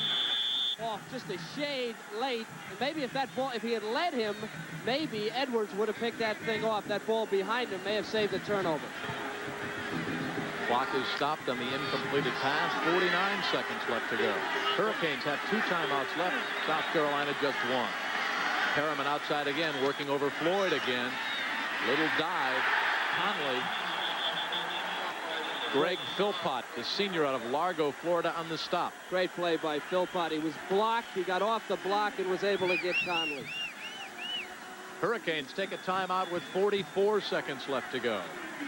ESPN's College Bowl season begins next Saturday when we present the California Bowl. Mike Perez leading PCAA champion San Jose State against the Mid-American Conference champions Eastern Michigan. Game time next Saturday, 4:30 Eastern time. And then on December the 30th, Kevin and I will be out in San Diego for the Holiday Bowl. The WAC champion Wyoming, your old team, and they pass the ball, taking on Iowa, and they can pass. Yeah, it's going to be a passing game. That'll be an exciting one. I'm looking forward to that. Cowboys get to a bowl game. They'll be wild in Wyoming. You're going to wear your old jersey? Yeah. You're going to wash it? I don't know, Jay. As slim as I am, I wouldn't want to wash the dirt off. How much do you weigh now? I weigh about the same as when I played. The same. What is the same? 2. How much do you weigh? About the same as when you played? Yeah. 3rd and 13. We've got 44 seconds left to go before halftime. The Hurricanes twice have fallen behind by 6 points. South Carolina jumped out in front 6-0 on a 40 and a 48-yard field goal by Colin Mackey. Came right back. A 46-yard scoring strike from Steve Walsh to Michael Irvin. They led 7-6. But then Todd Ellis hooked up to Sterling Sharp for 47. Gamecocks were ahead. Melvin Bratton barreled over from 4, and that's where we are. Walsh on 3rd and 13. Intercepted and picked off by Patrick Hinton. Hinton has one block. Will cut it back. And is down at the 30-yard line. He knew he couldn't outrun him. Brendan McCormick threw the block. A 54-yard interception return. 30 seconds to go. And the Gamecock defense stiffened and came up with a big interception. Boy, this is the way this thing is supposed to work. You're going to see pressure right up the middle on Walsh, and he makes a terrible decision. Here they come. He floats this thing, and old Hinton just standing there waiting to get it. Now, there's a field goal to think about here, Patrick, but I guess it's kind of unfair to expect a linebacker keep going, pick up that extra 10 yards. Even though you get caught, you get better field goal position. He needed to be in about the 20-yard line. And that was Derek Frazier, I think, that put the pressure on down the middle. The 4th interception of the year for Patrick Hinton, who looked and all he could see was orange jerseys. He said, wait a minute, where are my guys? A great play. And Ellis, as USC, South Carolina, USC, not the California USC, takes a timeout. So the Gamecocks have just one remaining. And there are 30 seconds left to go. There's Steve Walsh. Interesting because you said he made the bad play, and that's what Jimmy Johnson said he would not do. With great intelligence, would not beat you with a bad play selection. But the thing about South Carolina that you really have got to love is Joe Lee Dunn. He doesn't care what the score is. He doesn't care who the team is. He's going to turn them loose, and he's going to turn them loose enough times to force you in a mistake. And Walsh, the mentality there is it's 44 seconds to go. Walsh feels like he needs to get the ball in the end zone, and he makes the bad play, the bad decision. Joe Lee right there in the middle of your picture. You got to give him credit. He's almost on the field. That's his philosophy. He's a lot like Buddy Ryan. Turn him loose, play man-to-man, catch those floaters, and run them the other way, and it's working tonight. He said the problem with the Gamecocks defensively last year was they tried to physically whip people at the line of scrimmage, but now you try and make people guess how many are coming and where they're coming from. That's his philosophy. He was the head coach at New Mexico, reunited with head coach Joe Morrison, and that swarming defense came up with a big interception, the 4th on the year by Patrick Hinton. Hash mark near side. Woody Myers, the center, and Todd Ellis, the quarterback. They have no timeouts left. Sharp with a 47-yard scoring strike motions back. Ellis over the middle, and this was picked off by Miami's Greg Mark.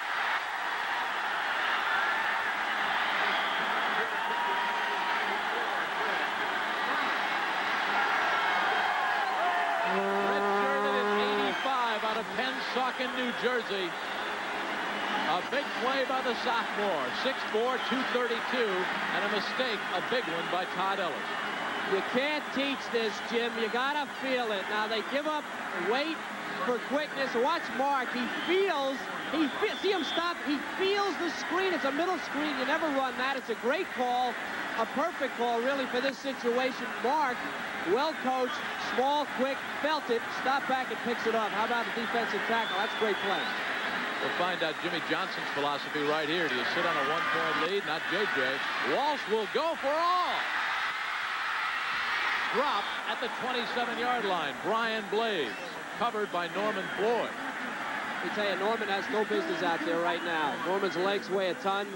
He's not getting it done. He's in a deep zone back there. He's playing soft, and he still almost got beaten. He was so far back. He's in position there, and he almost catches it. And so does Blades. But I was watching him all the way, and his legs are tired. They got to look out for him in the second half, maybe help him out. Norman Floyd was a quarterback in junior college. Transferred in '86 out of Greenville, South Carolina, getting a workout. Walsh, 10 of 21.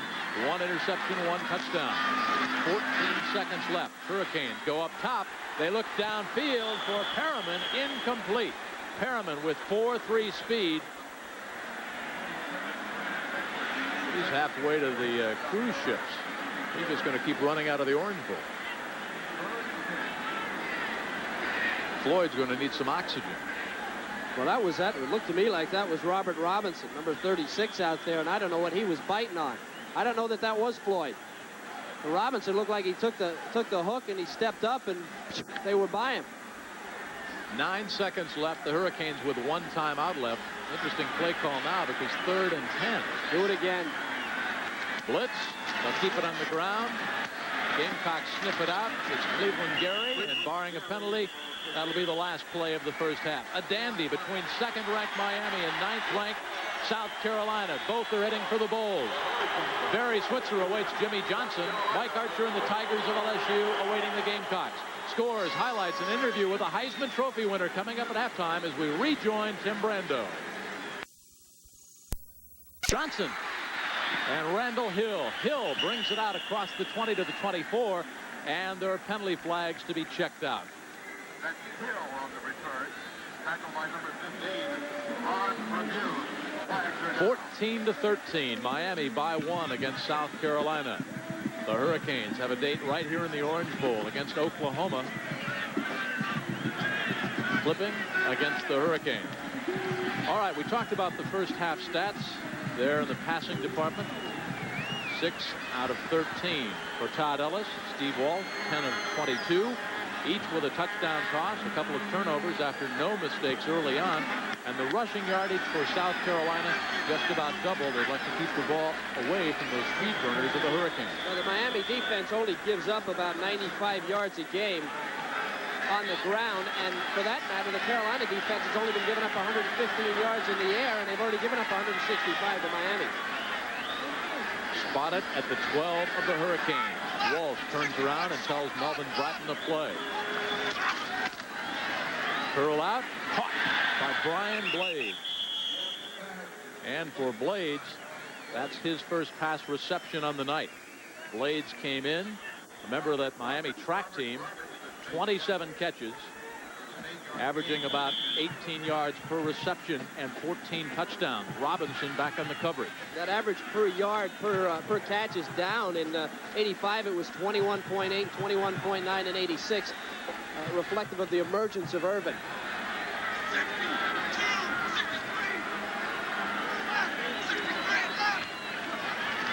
Blitz. Walsh Reed dumps it off, and it's batted down at the 20 by Derek Little. He is 6'4", 234 out of Athens, Georgia. Grew up just a few blocks from Georgia and Stanford Stadium. A true freshman, number 99. And Carolina, Jim, has come out in his first series, and they're double covering on the side of Norman Floyd. He had help short there, and he was playing deep. And I said at the end of the first half, Floyd was getting very tired. Carolina came out in that situation, and they're helping him out underneath, and that's going to hurt him in their pass rush. Hinton, who had the interception just before the first half, is out. Little stays in on 3rd and 2. Gamecock showing the blitz. Walsh running out of time, just got it off with 1 second left. Middle is open, caught at the 24-yard line by Warren Williams, the senior out of Fort Myers, Florida. Matt McKiernan, the junior linebacker out of Daytona Beach, back there in the coverage, but shy of first down yardage. Little chess game going here. You had an audible by Walsh. Carolina loosened up their defense. He was able to throw it underneath to Williams. Carolina is not just coming with abandon now. They're starting to play some defense in terms of changing their defense at the line of scrimmage. Walsh picked it up very well there, was able to throw the short pass for the first down. And picking it up on the spot, it was a first down for Miami. So from the 24, Blades and Perriman slotted out wide to the left. Little cross butt. Goes Bratton out of Miami behind the blocking of Sullivan and Holder, 79 and 64 on that left side.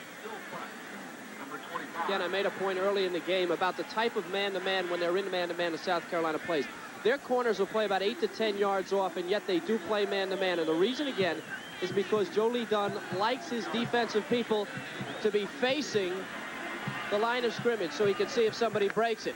That's Mike Irvin. They're taping up his ankle. He's the man with the touchdown catch. Perriman wide left along with Blades on 2nd down and 8. They're all coming. Square out, and it's caught by Perriman. Tries to turn it upfield at the 36-yard line. Another first down for the Hurricanes. What Walsh does so well if he has time. Here's the blitz. Takes the short drop and just throws it out there and lets Perriman run under it.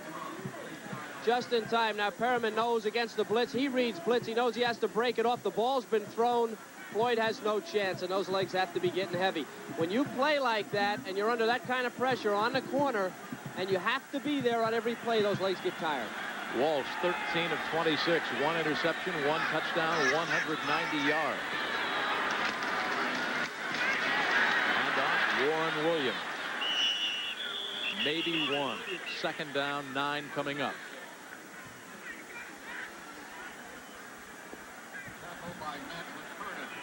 Roy Hart and Matt McKernan on the stop defensively for the Gamecocks. 13-12 left in the 3rd quarter.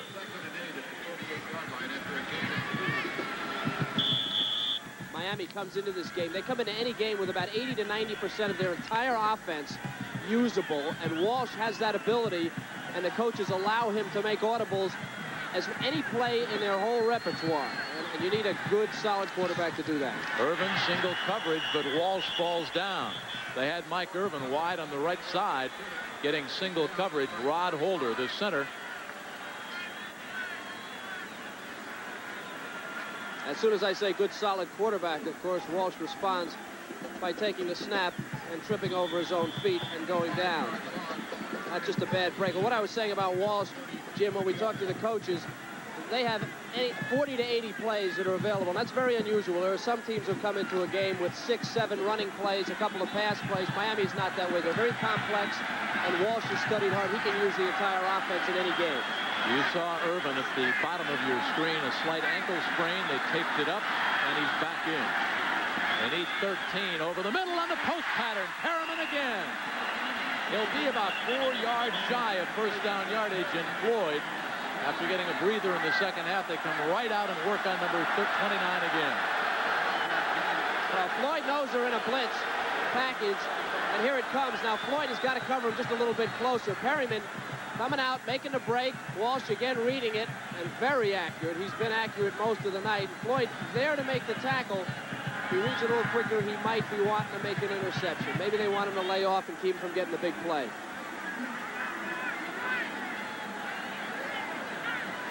A little bit of a question on the spot of the football. Perriman now, 4 carries, 34 yards. Jimmy Johnson listening in. Real judge is telling me that the clock is not clicking on off for 1 second. So look for it. You look for it next time. Never had any problem at all. Terry Monk is our referee. Excuse me. They have spotted the football up at the 45-yard line. They need to get to the 46 for a first down. So it's 4th and 1. And the punting team, after that conclave, checks in for the Hurricanes. I'd be scared to death anytime one of these kicking teams come out based on recent history. Well, they ran the fake punt last week against the Irish. They ran a fake field goal tonight, 23 yards, that set it up. Beagles. Carolina's not buying it. Nobody's back for the Gamecocks. Beagles will kick it away. Gets away a beautiful kick. Hits at the 10, the 5. And is it a touchback or is it on the 1-inch line? Roland Smith, number 16, downs the ball. You can't get much closer to the goal line than that. A 54-yard kick by Beagles. Well, when you go back, the whole thing's set up, of course, by last week's play against Notre Dame. And then the fake field goal attempt. Roland Smith making a great effort.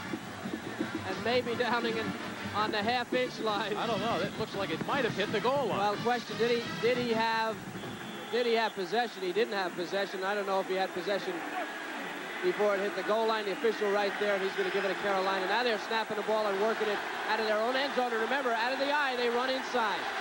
That's what that fake field goal and fake punt did. Gamecocks didn't buy it. Ellis over the right side behind Woody Myers and Calvin Stevens and Mark Pryor.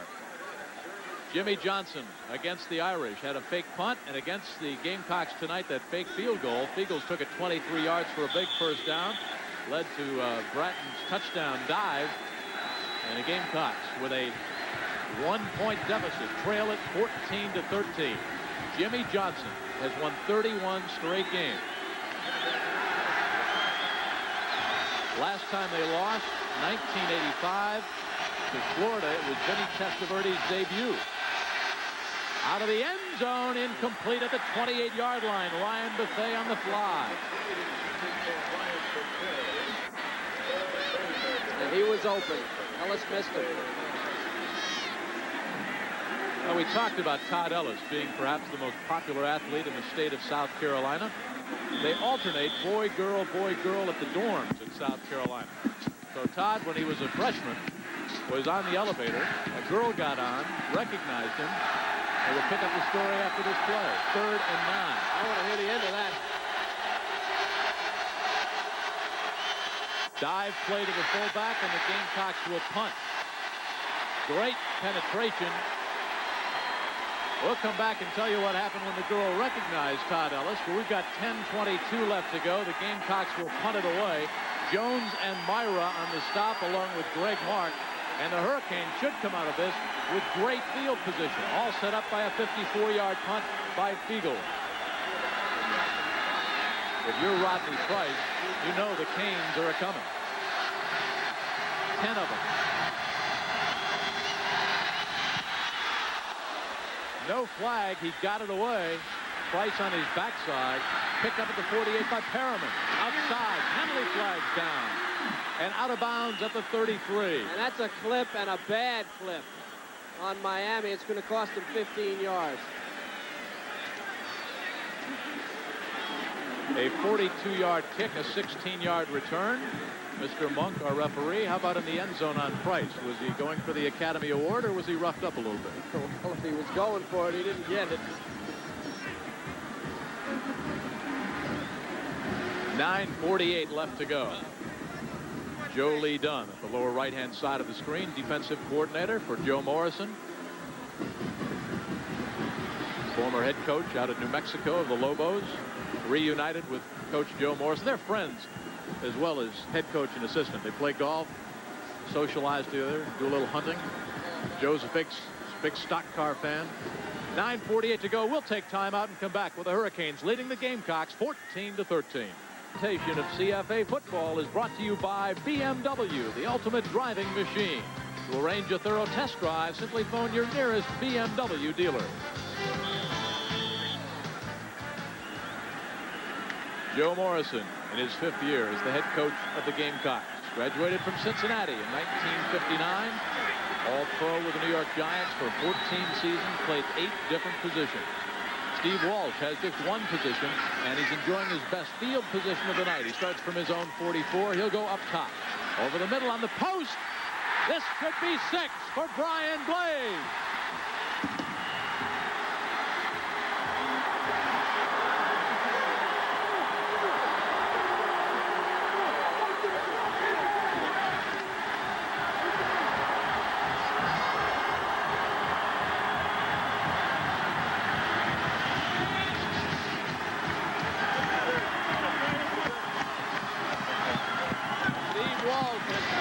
Touchdown passes tonight. Numbers 18 and 19 on the season for Brian Blaze.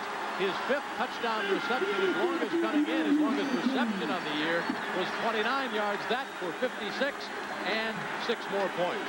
Greg Cox will try to make it a 21-13 game. This one is partially blocked. That could come back and be a big missed extra point.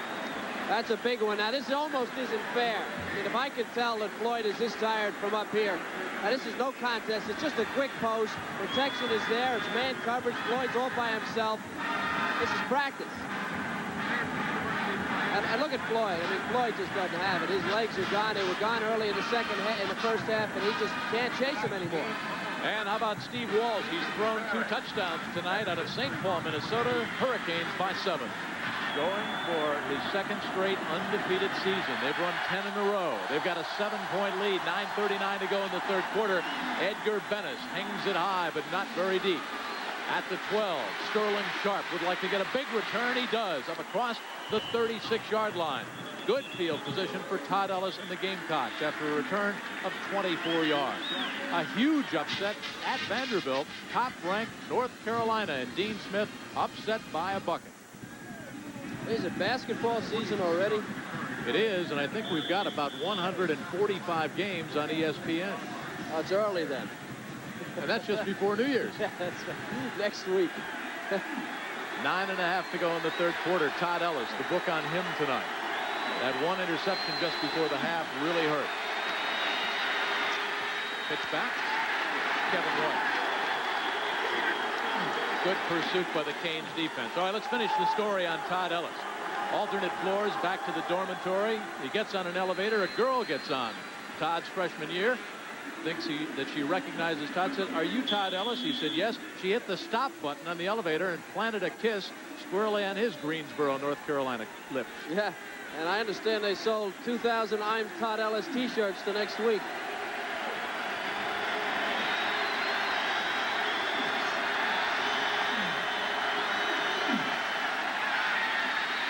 Over the middle, incomplete.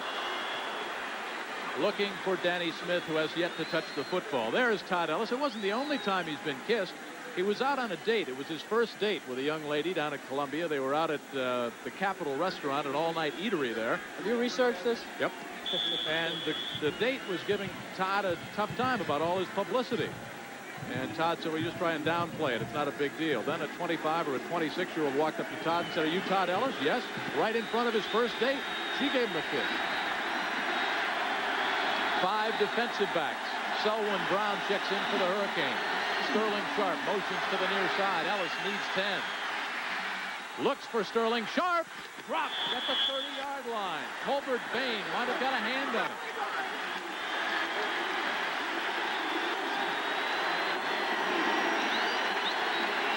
Sharp actually beat Robert Robinson, and Bain coming over to help him. Excuse me, actually beat Bain, and it was Robinson coming over to help from the safety position. It looked like he just did deflect it. Good call there, Jim. Back to punt once again. Rodney Price, a little more field position, although this one doesn't turn over. Hits at the 35 and goes out of bounds at the 33. So the Hurricanes, 8:37 left to go in the third, have a 7-point lead, and good field position going the other way after that 30-yard kick. Tomorrow, 11:30 Eastern Time, NFL Game Day previews of all the games in the NFL with Chris Berman, Pete Axelm, and Tom Jackson.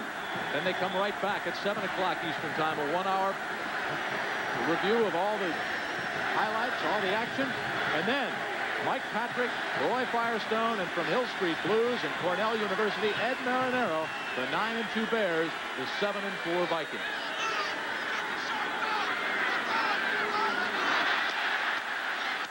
There goes number 5, Melvin Bratton, has a 2-yard touchdown dive. Floyd is still in there. Are you surprised now that Joe Lee Dunn has not pulled Floyd out, at least to give him a rest and give him a little bit of a breather mentally as well as physically? Well, I don't know what the personnel situation is there, but I think they need to go to some help. No question, they're going to have to go to a zone or some kind of inside-outside or short, deep coverage on the wide side of the field if they're going to leave him there. I mean, the kid just cannot run. He's a junior college transfer from Ferrum. He's a good player, but this defense is very demanding physically, and Miami's got great speed on the outside. Yeah, I'm surprised that they haven't done something for him. After the penalty, 1st and 5, 7 penalties against the Gamecocks for 38 yards. Harriman wide to the left. Irvin comes down, single coverage. Well, watch out. Robert Robinson gets him down at the bottom of the screen.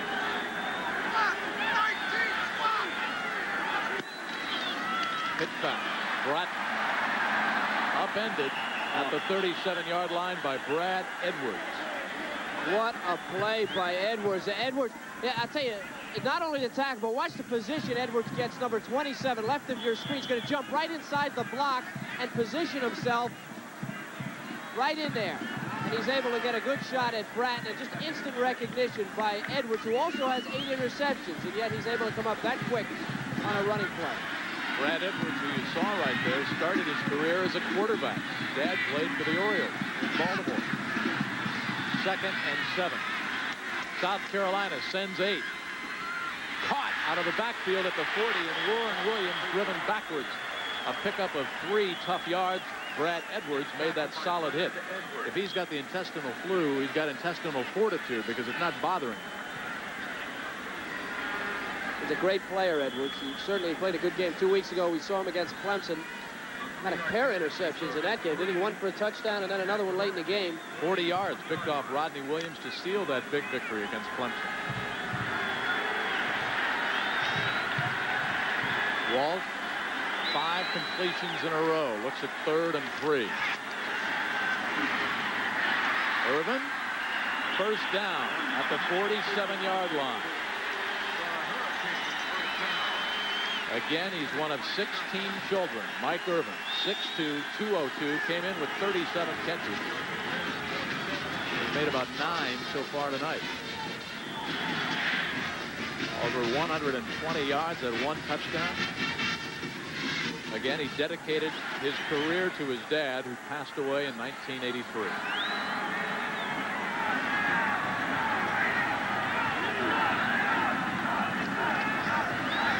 Bratton. 2nd and 10 coming up. I'll tell you about Melvin Bratton, a 6'1", 223-pounder out of Miami of Florida. He does a local radio show here. And his major is acting. He appeared in a TV documentary called Hard Road to Glory, which was the story of a slave who actually got his freedom through sports. The Hard Road to Glory could be the story of just about any running back. And certainly Bratton playing behind Alonzo Highsmith through his career, but he's making a name for himself. Kudos to Kevin Hendricks on that play, who ran him down for South Carolina. A good defensive play by number 98. The Chief, Kevin Hendricks, Hard Indian. Walsh over the middle on the post, a little high. Looks for Mike Irvin on a crossing pattern, and he pulled that one down. It would have been 35 yards of green turf. Now, there was your help. Now, they dropped 8 people on that, on pass coverage. And when Walsh went back, I don't think he really knew what he was looking at. Carolina backed off their blitz finally and was able to get some people into the secondary. Paid off. Big 3rd and 10 call here, especially for South Carolina's defense. Well, you got to help the corners here. Corners are getting murdered. You've got to help them and hope that you can get enough pressure with 5 men.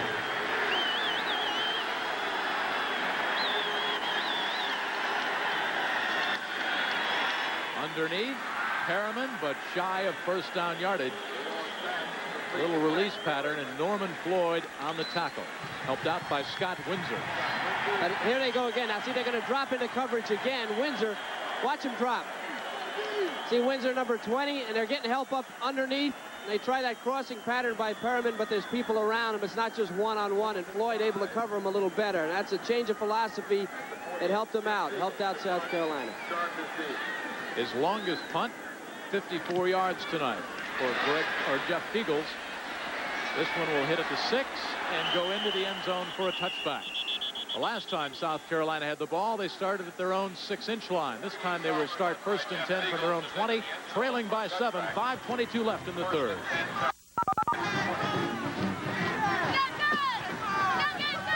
Center scores and highlights especially of that big upset, Vanderbilt over North Carolina in college basketball. And right after Sports Center, a strive for excellence as we honor the Heisman Trophy winner of 1987, Notre Dame's Tim Brown.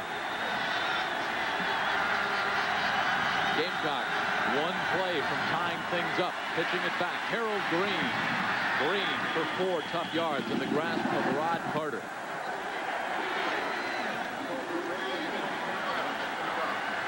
I believe that's just the 9th play of the 3rd quarter for South Carolina. One of the problems they were having defensively is they were on the field. The offense really needs to establish something here in this drive, keep their defense off the field.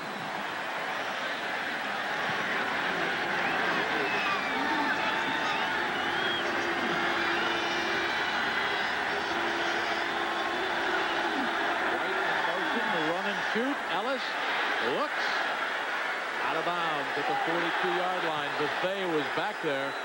Gamecocks are screaming for pass interference. No flag. The ball was not catchable. It was out of bounds.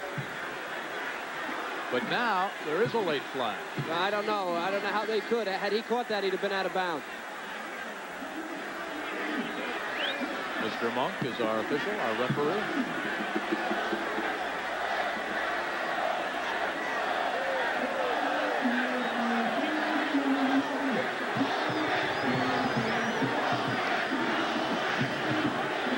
They will mark off the yardage against the Hurricanes, and that moves the ball up to the 41-yard line. Number 22, Randy Shannon, on number 2, Sharp. Let's take it all the way and see where the ball lands. All right, there's the penalty, but that ball was, there's no way that ball was to Sharp. The ball was thrown, and there's the flag. It was thrown out of bounds. Call made against 22, Randy Shannon. Sharp in motion again. Delay to Harold Green. Cuts it back. Upended at midfield. almost a first down. Benny Blades on the stop. The Blades brothers. Again, when you have a team that's so aggressive and third and long for this team, they just turn it loose on the line. And what they do, watch the line for South Carolina, just push him aside. Here's the pass rush technique. They've got Mark, and they literally push him inside. See 94 getting pushed inside, and then here comes Mr. Green doing a job. It was Benny Blades. And there, remember Benny and the Jets? He used to dance to it. Who did? That was Paul Shivers who made that block for South Carolina. Good play. Short yard, almost a free play. They'll pitch it back. Green. That's a first down for South Carolina. Belted backwards is Harold at the 45-yard line by Rod Carter, a junior from Fort Lauderdale. How the Gamecocks of South Carolina done in the second half? 3 plays, 4 yards and a punt. 3 plays, no yards and a punt. 5 plays, 35 yards. This is the kind of a drive you have to come away with some points. Give the defense a rest, work on the clock. You're down by 7. Keith Bing, the junior out of Allen, or Aiken, South Carolina, checks in. Number 26.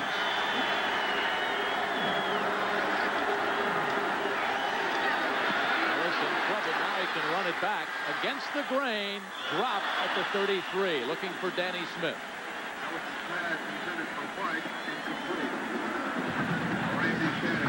What a great job by Woody Myers, the center, covering up for Ellis.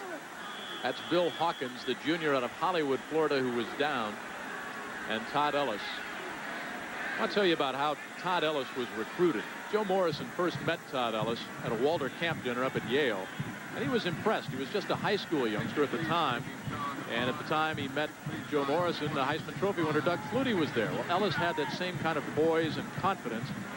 And when they started to recruit Todd Ellis, they thought they had lost him to Stanford because Mark Trestman, the quarterback coach, left to go to the Minnesota Vikings. And Ellis was thinking about Georgia, about North Carolina, about LSU, and about Stanford. And then Jim Washburn, the assistant coach at South Carolina, got involved, and he kind of challenged Ellis. He said it would take a lot of guts to come to South Carolina and try to build a tradition. Pick up on that. 3:09 to go.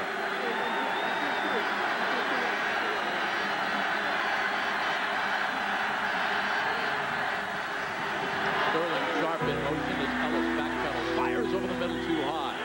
Pressman, by the way, the quarterback coach at Miami, because the Hurricanes were also interested in Ellis. Stanford thought they had him.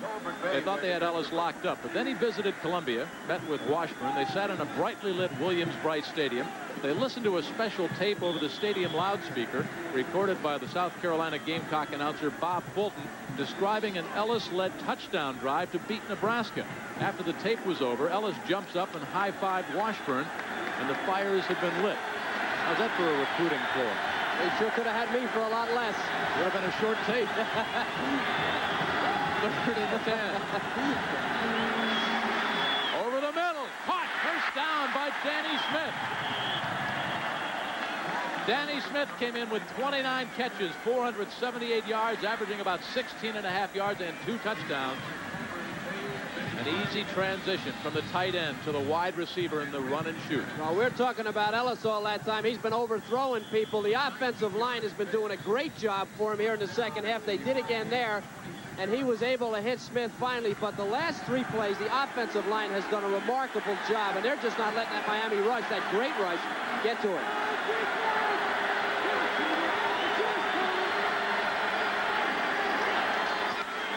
Bing bangs his way back to the line of scrimmage. Greg Mark has him there.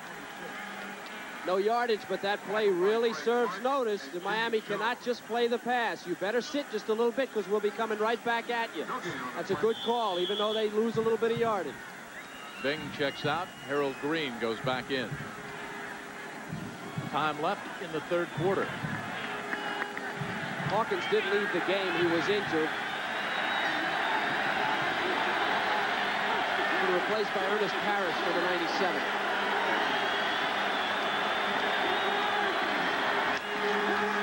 Sprint out by Ellis on the run. Throws it behind the receiver, but a good catch by Kevin White.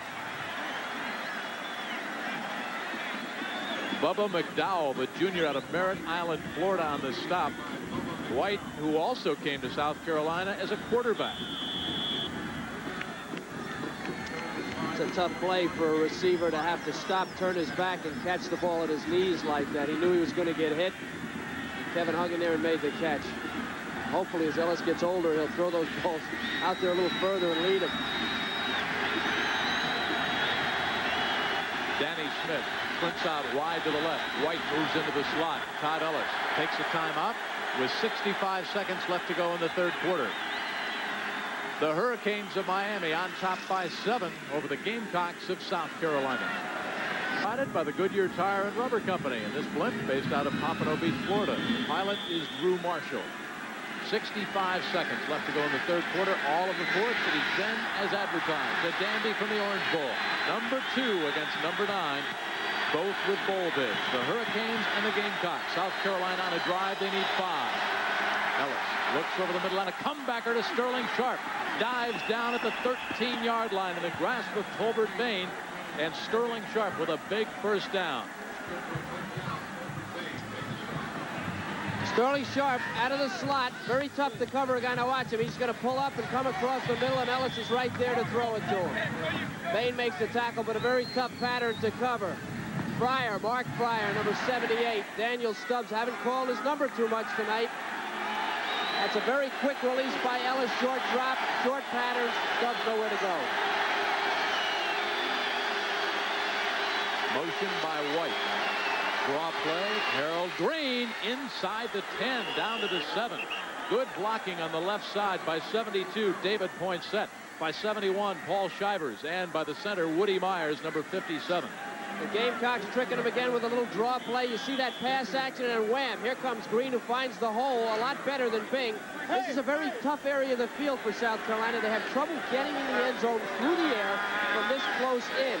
The defense gets packed in, and Ellis just is not quick enough to get the ball off and find a hole. He only has 10 TD passes, 1 coming tonight on a long pass and run. That'll do it. Time has expired in the third quarter. 15 minutes left to go here in the Orange Bowl. Second-ranked Miami protecting a 7-0 lead, but the Gamecocks, ranked number 9, are coming back, and they're knocking on the door. The Orange Bowl, there's our score. 2nd and 4 for the Gamecocks. They trail by 7, and we'll watch number 88, a 6'5 freshman. Ordinarily, he wears number 60, Ike Harris, but he lines up now as a tight end. Out of the eye, pro set. Green and Bing. It's Bing. Chopped down for a loss of 2 as they run left. And Benny Blaze, the senior out of Fort Lauderdale, snipped it out.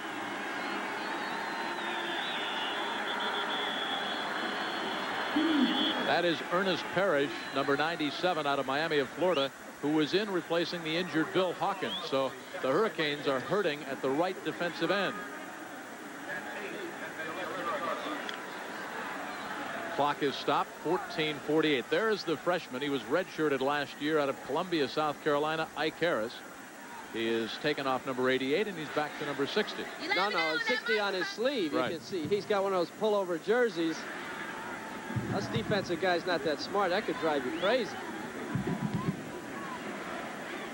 Came with Mike Patrick, Roy Firestone, and from Hill Street Blues and Cornell University, Ed Marinero.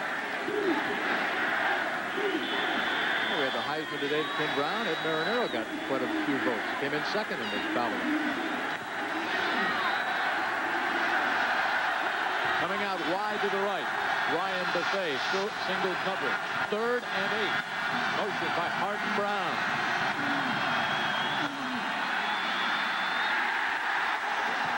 Rod Carter didn't buy it. Harold Green stacked up. We'll see the field goal try. Lots of time left. 14-18 and counting. And the reason it's so difficult for Carolina, they do not have a legitimate tight end, and it's tough for them to run it in. They have to use deception on the goal line, but defensively, you're just coming. Here's 91, Rod Carter holding his ground, looking for that little draw play, and able to make the play. A lot of pressure. Your defensive philosophy is pressure on the goal line. The draws don't work that well. Colin Mackey, a 28-yard field goal try. Rodney Price will put it down. This one is up and perfect. So for the Gamecocks, they pull to within 4. 13:51 left to go. Jimmy Johnson wants another undefeated season.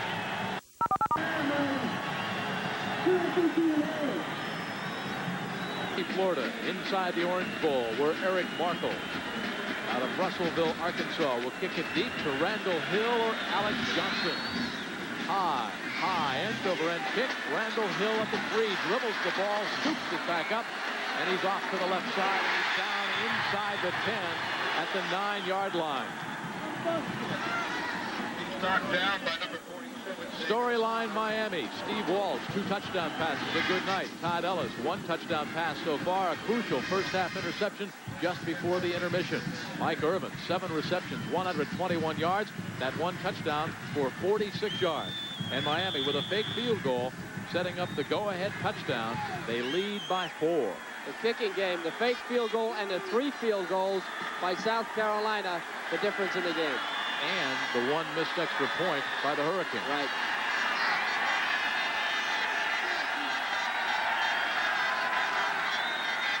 Walsh, safety valves it out to Leonard Conley. And Conley barrels his way up close to the 22-yard line. That's a first down. Brad Edwards on the stop, and that's a great play call. Now look out for Conley. He's the guy with the great speed and the moves. And South Carolina, by the way, has now scored the most points they have ever scored against the University of Miami with 16. The previous high was 14. Walsh out of St. Paul, Minnesota. He was a National Honor Society member, a 3.7 grade average in high school. He's a finance major here at Miami. Little dive behind Holder and Proven goes Cleveland Gary.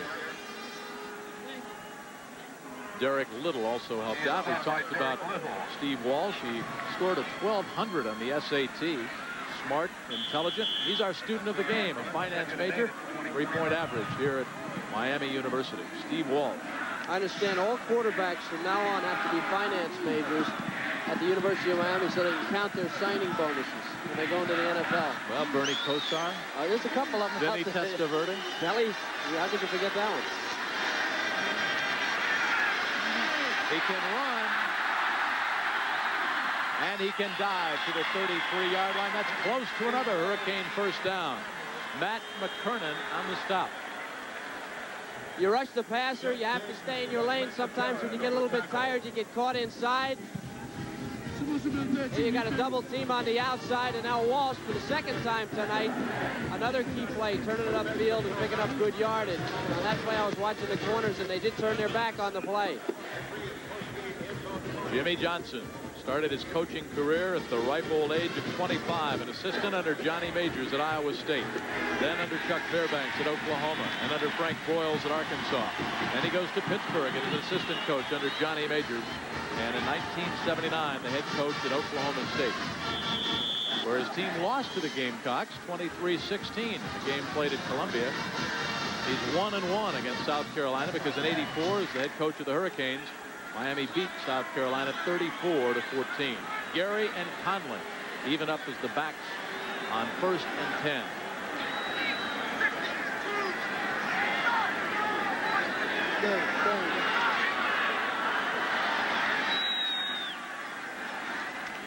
Caught. Conley again. Hammered out of bounds at the 38-yard line. Scott Windsor, the first to arrive, the sophomore out of Snellville, Georgia. And we talked about Miami goes into any game with 90%, 80 to 90% of their offense live for the game. And the reason they have a quarterback like Walsh, watch him audible now. He knows what's going on. Look at the defense trying to figure out where to go. Now, he's going to wait for Conley to clear. They're flooding the zone, and Conley's a short man. Nobody's got him. Finally, Norman Floyd releases and is able to come up and help on the tackle. But you can give that one to Walsh. He was audible. And he's doing it again.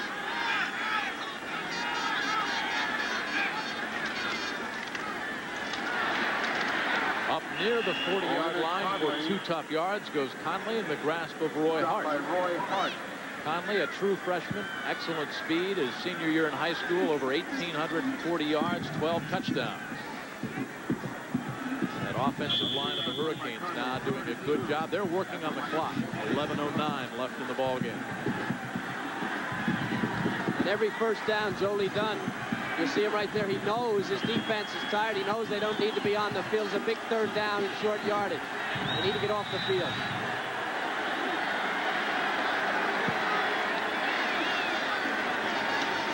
Walsh over the middle, and it is intercepted at the 45-yard line. Matt McKiernan for South Carolina comes up with a crucial interception, his first on the year. Out of Daytona Beach High School. Now this is just as confusing to Walsh as the blitz was, because McKiernan's going to drop off. He's slow, but watch him step right inside the receiver here, number 48. Slow, but they call him a legitimate linebacker. He's real tough.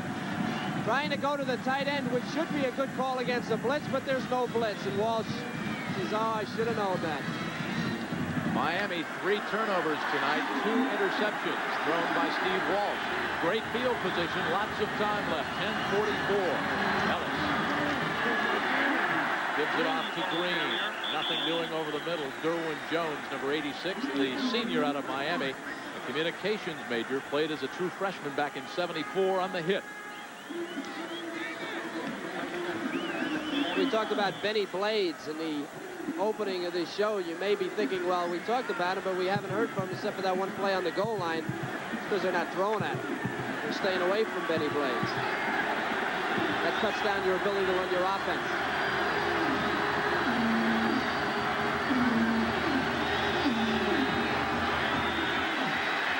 On the fly, looking for Buffet. Incomplete at the 5. Tolbert Bain back there on the coverage. Good position by Bain, but I want you to watch what Bethea does. He does something very smart. He's about 6'3", 208 pounds. Watch him use his size and his weight and just push Bain out of the way and almost come up with that ball and knock him to the ground. Now, he realized he had the advantage. He slowed down and then went real hard at Bain to try to create space to catch it and almost make a play. Ellis, 9 of 22, 1 touchdown, 1 interception, 119 yards. He needs 10. Harold Green. Down, loose football. Miami's got it at the 42.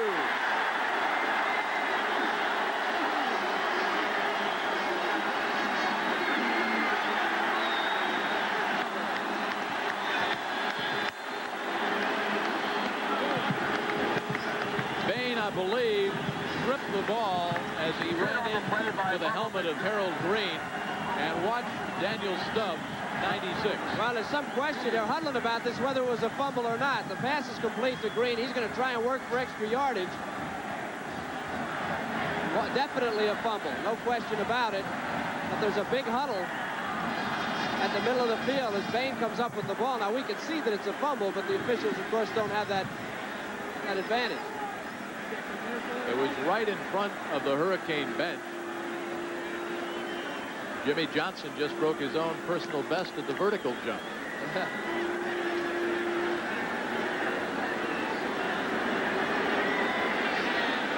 Well, this is a call that could decide the football game. They give the ball back over to South Carolina because Bain had stripped the ball loose of Green, but Green had apparently gone for first down yardage. So Jimmy Johnson trying to help the officials out.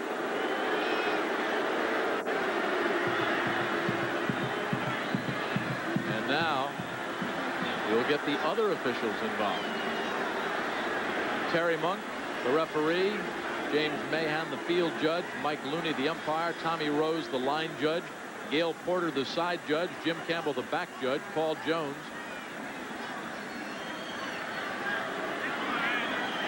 It's a tough one. Well, according to our replay, it's not, but there seems to be some confusion. I don't know whether it's about the fumble or where the ball was placed or what. Well, they've spotted the ball at the 40. If they give it to the Gamecocks, Green had the first down. Well, I think they would have to move it back. If they say it's not a fumble, they'd have to move it back to where Green was and not where the ball was recovered. Jimmy Johnson's about to turn the shade of the Hurricane uniform. Well, the fumble occurred right in front of him.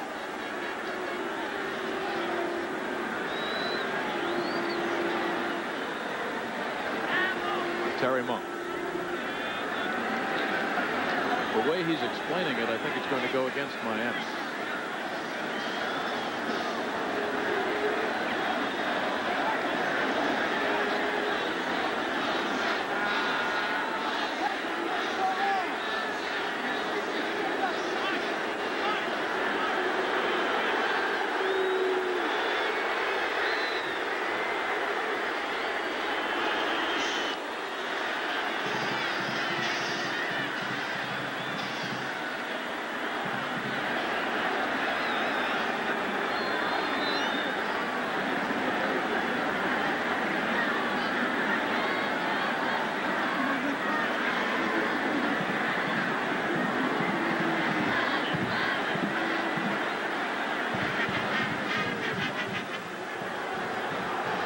don't know what this is all about. I don't know whether they're checking up here.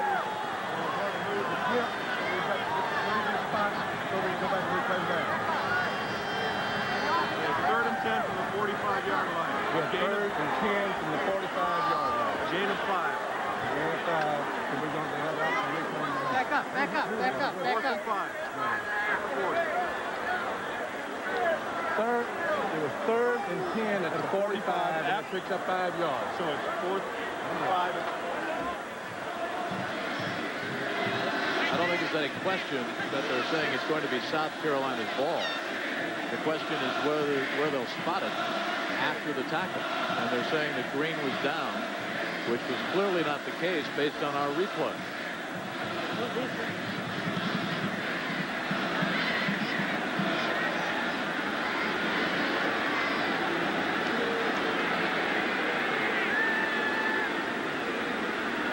Well, the only thing that can happen to Joe is either something very good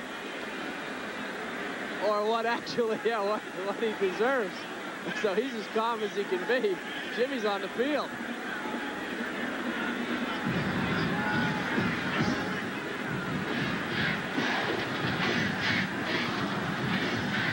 .51 left to go. It was an apparent fumble that the Hurricanes recovered right in front of the Miami bench, right in front of head coach Jimmy Johnson. It would give the Hurricanes the ball at the 41-yard line. Here's referee Terry Monk, who is not yet ready to tell the Orange Bowl crowd what his call will be. He's trying to get Jimmy Johnson to calm down, and that may be his toughest battle of the night. But consider the implications here. Consider the implications to Miami, Syracuse, Florida State, Nebraska, and to that man, Jimmy Johnson. This ball is in Miami territory. We have an inadvertent whistle during the fumble. It was third and 10, so we will replay the down. It's third down. Oh. Third and 10, an inadvertent whistle, and we will replay the down. Let's take another look. Watch the fumble clearly as Bain hits Harold Green. Well, I don't know that you will be able to hear the whistle, but this is the inadvertent whistle heard around the world. This could affect 5 football teams in the national title. It's clearly a fumble. When was the whistle? There's your fumble. It's a tough one here, a tough one for Miami. Third and 10 for the Gamecocks. They trail by 4. Kevin White in motion. Flags are down. Now there's no flag there, and here come the Gamecocks, and we've got a free-for-all.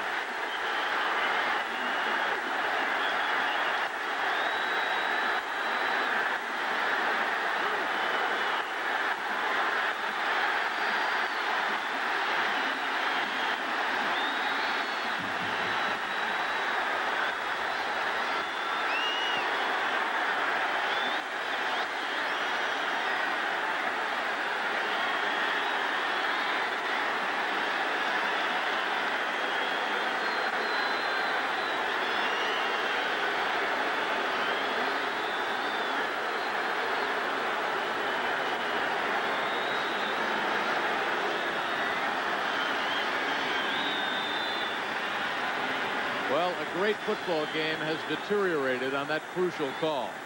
What set off the fight, Daniel Stubbs, even after the whistle, threw Todd Ellis down like it was AWA wrestling. And there was no flag thrown by the referee, Terry Monk, who was standing there watching. Stubbs then pummeled by a couple of South Carolina players, and both benches emptied out.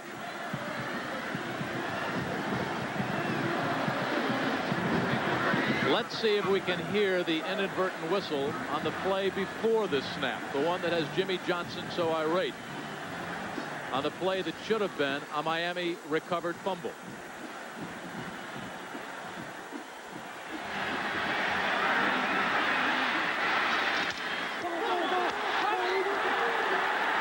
Only whistle I heard was clearly after the hit.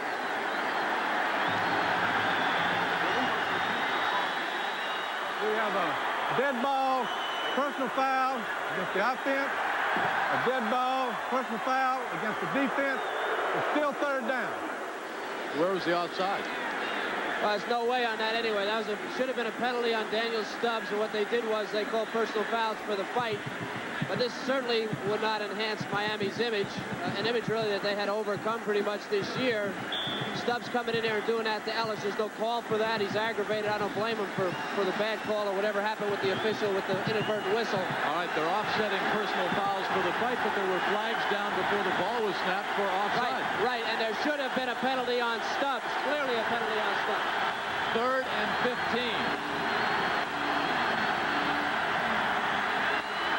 Ellis over the middle. It's picked off at the 39 by Myra. George Myra for the Hurricanes at midfield.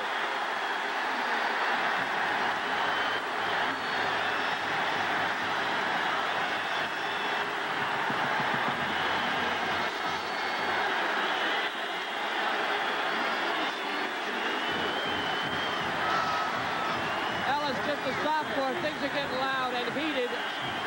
And this is a terrible pass. Myra sitting in coverage and picking the thing off. But let me tell you, you can feel it here now. The pressure, the intensity. This place is loud. Very loud. 9:09 left to go. Carolina's defense really has to play now. Really. This would be a character test for South Carolina. Hurricanes will come right at you with all those offensive weapons. And sacked is Steve Walsh again for a loss of 3. Roy Hart, last year's Defensive Player of the Year, the key to stopping the run.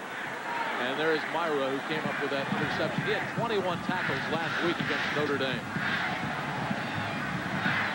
5 men back in coverage, which is unusual for South Carolina. They've used it a little more here in the second half. Walsh didn't find anybody open, and that rush got to him. 6-man rush.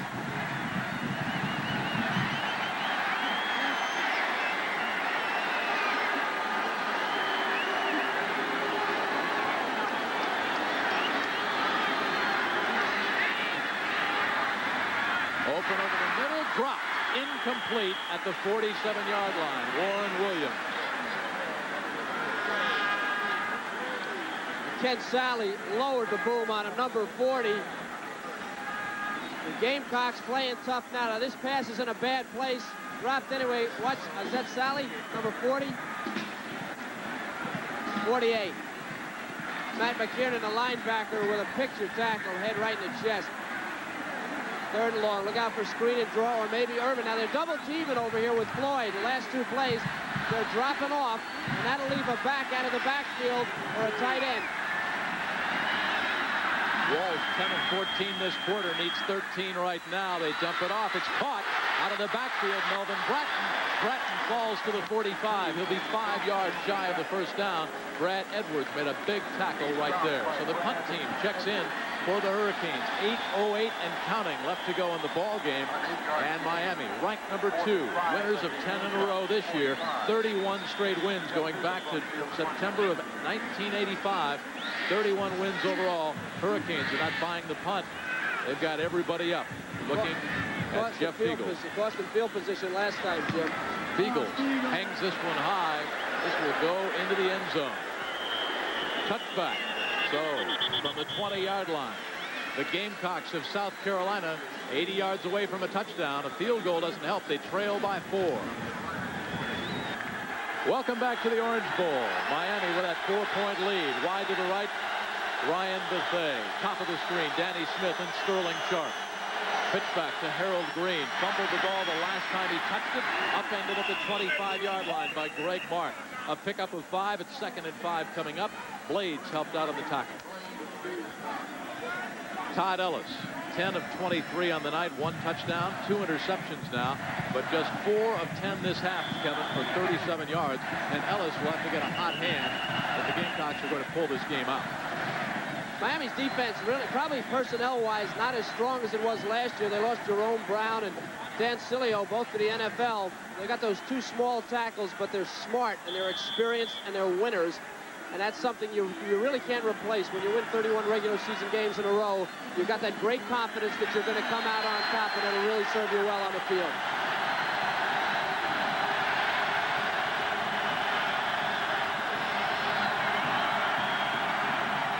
Green again, or Bing. Bing with front blocking over the center. Up to the 35 and a big South Carolina first down. And Myra, who bench presses 450 yards, bench press Mr. Bing. A guy like Daniel Stubbs, he's a guy that just fires off and he comes. And see, he takes the outside route and then he's just pinned out. He's nowhere in the play. And that's what you can turn against Miami. If they just come hard, just push him aside, you got that guy like Green who can pick his spots. Green again. Around that left side, clock will stop as he goes out of bounds at the 39-yard line. Myra belted him out of bounds. 6:33 left to go in the game, and over 100 yards now for Harold Green on 28 carries. The run and shoot, you run first and you shoot second, and they've certainly done that with Harold Green, who needs 158 yards rushing to be the fourth Gamecock to rush for 1,000 yards in a season. Miami just averages defensively, giving up just over 96, so he's beating that average by himself.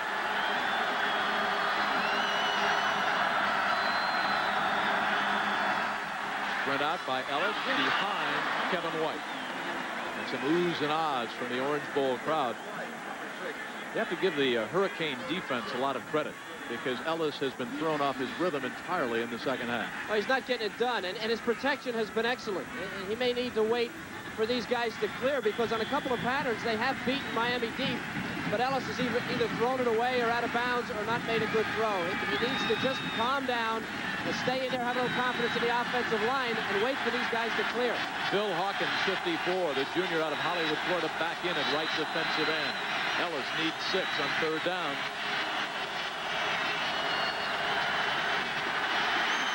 Sacked from behind by Daniel Stubbs. They call him Stubby K.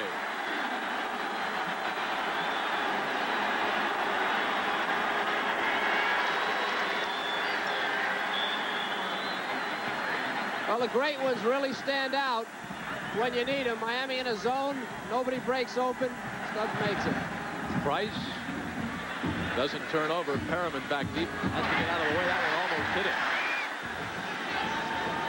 Hurricanes with a 4-point lead, but they'll start from deep in their own territory. A 63-yard punt. 5:50 to go. 1st and 10 Miami, but they start at their own 3.5. Late in the fourth quarter, the senior Brett Perriman needs to catch this punt. He has plenty of time. Look at him. He can't make up his mind, and on a 24-yard line, he lets it bounce. And the net result is it's down to the 4-yard line. A big break for South Carolina. He's back there to catch those. You just can't give up 20 yards in a game like this.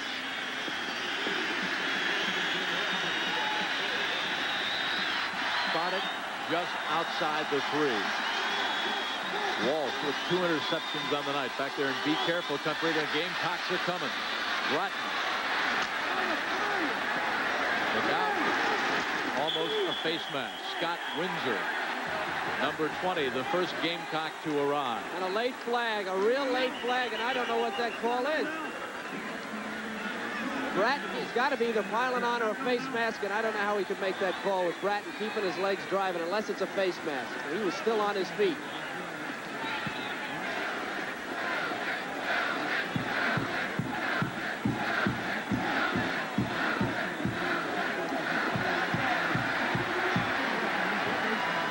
Okay, credit Bratton for keeping his feet. Can't get him down, and now Windsor with no place to put his hand. That actually was not a face mask. It was under his face mask at that point. There's your face mask. A late face mask, and Bratton fighting for yardage draws a penalty, a big penalty. Tough. Say he's got great talent, that kid. He can catch the ball. He's got great speed, and he's big, about 225 pounds, and he'll be a #1 pick. You think about the #1 picks that have come out of Miami in the last couple of years. You got Highsmith and Bratton, and certainly Michael Irvin will be a #1 pick, and Testaverde. You could field a team with #1 picks. They did. Bratton now, 8 carries, 10 yards. One of those carries for 4 yards and a crucial touchdown. That was a crucial penalty. 5:38 and counting left to go in this football game.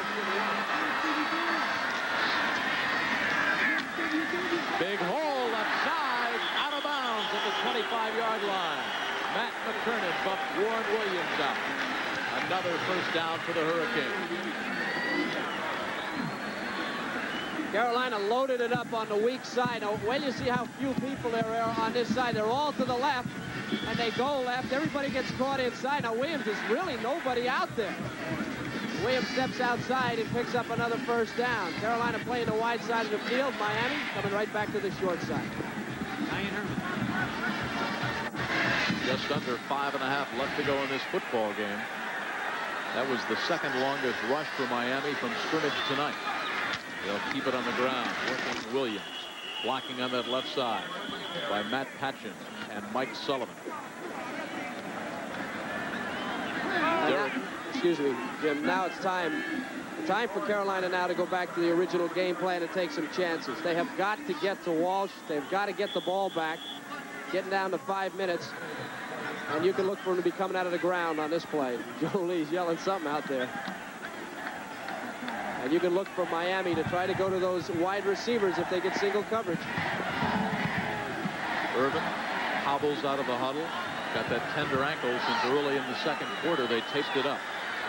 The audible by Wall. The throw partially batted down behind the line of scrimmage by Brendan McCormick. He is 6'6", 266 out of Chicago. Had a lot of injuries in his career for the Gamecocks. A knee in '85, a bad back last spring. When he's healthy, he's a force to be reckoned with. Came up with a good play right there. All-State out of Gordon Tech High School in Chicago. And there went an uncalled penalty on Jed Diggs for holding on the defense in the backfield. The play was not called, but he was clearly holding. 3rd and 7. Could be the Gamecocks' last chance. Miami 8 of 15 on third down conversion. A career high night for Steve Walsh. But he needs 7 to keep the drive and keep the football. Wide open in the backfield. Warren Williams first down at the 44.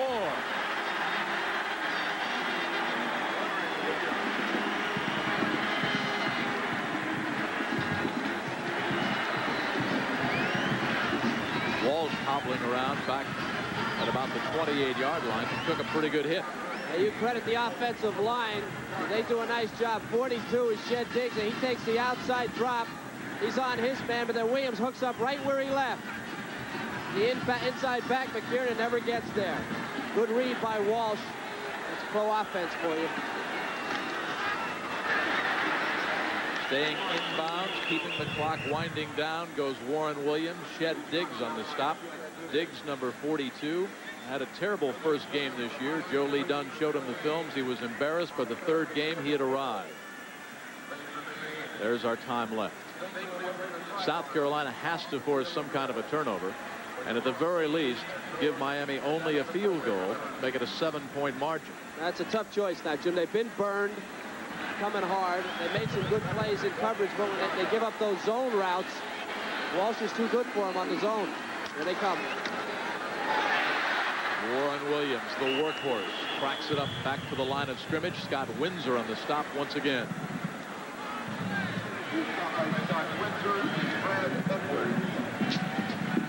3:20 and counting. 2 timeouts left for South Carolina, all 3 for the Hurricanes.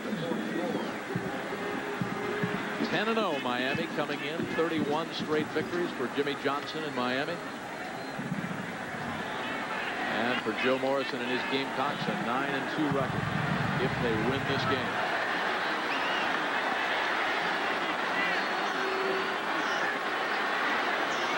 Third and 10. Out of the backfield, just missing Warren Williams. That would have been 6. Windsor putting all kinds of pressure on Steve Walsh. Scott Windsor, number 20, on the blitz. What to do? Play defense or blitz? Joe Lee went back to his personality with the blitz. Walsh read it, and Williams didn't make the play. Maybe a little overthrown, but he had a shot at it. That's pretty good defense and a good effort by Walsh for Miami. Beagles will kick to Sterling Sharp. Sharp will let this one hit. Might have fielded it and gained about 10 yards. It will roll dead at the 11. We've got 2:37 left to go. South Carolina, can they come back? They need 73 yards. We'll see.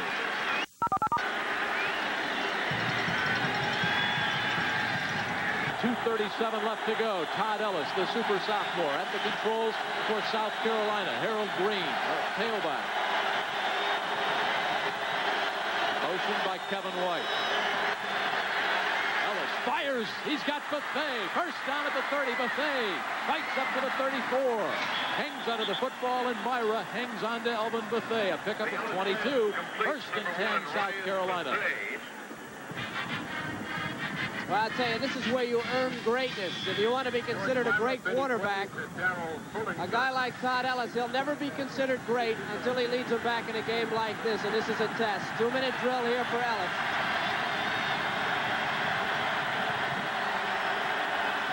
Motion by Sterling Sharp. Harold Green trapped over the right side behind Calvin Stevens, and Mark Fryer hammered backwards, but not before he fought his way for 2 tough yards.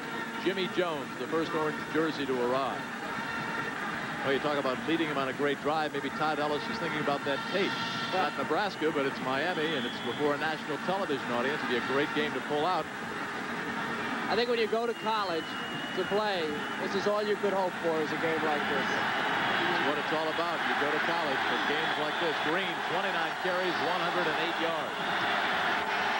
Blitz, Ellis dumps it off. His arm was in motion. It's an incompleted pass. Greg Mark got there, 6'4", 232 out of Pennsauken, New Jersey. And Mark has made some big plays. They really haven't exploited him on the running game, but he's really done it on the passing game. Remember the interception on the screen play late in the second quarter? And here he's using that speed and agility on the backside on Todd Ellis. Third down.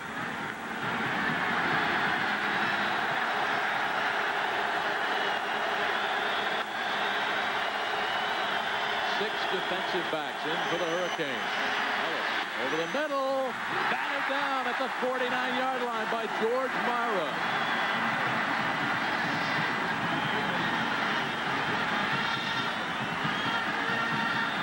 The rule for a linebacker is when you play in the zone in the middle, you get deep, keep it in front of you. If you don't see anything in front of you, see there's nobody in front of him, keep dropping, George, and you'll drop right in front of a receiver. He never turned his head, but he was right in front of Sharp where he should be, and that's great coaching and great learning over the years by Myra.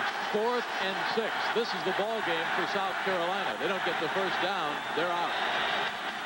Ellis puts it up, a floater, out of bounds. Looking for Danny Smith. That one had no chance. Jimmy Johnson and his Hurricanes. A minute 24 away from an 11-0 record and a date with the Sooners of Oklahoma here in the Orange Bowl.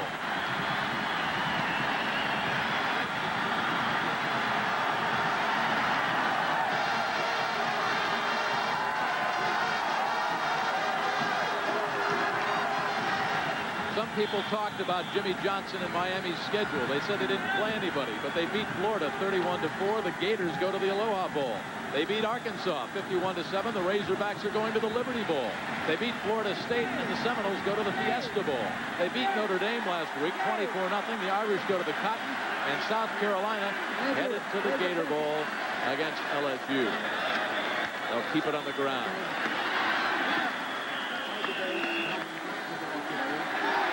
Penalty flags are down. Frustration time now for South Carolina. Joe Morrison. They called him Old Dependable. He played with the Giants for 14 years. He played 8 positions. Personal foul against South Carolina. That's against Brendan McCormick, pushing Matt Patchen in the back and really not doing a very good job of it. He kind of just shoved him lightly, cost his team 15 yards.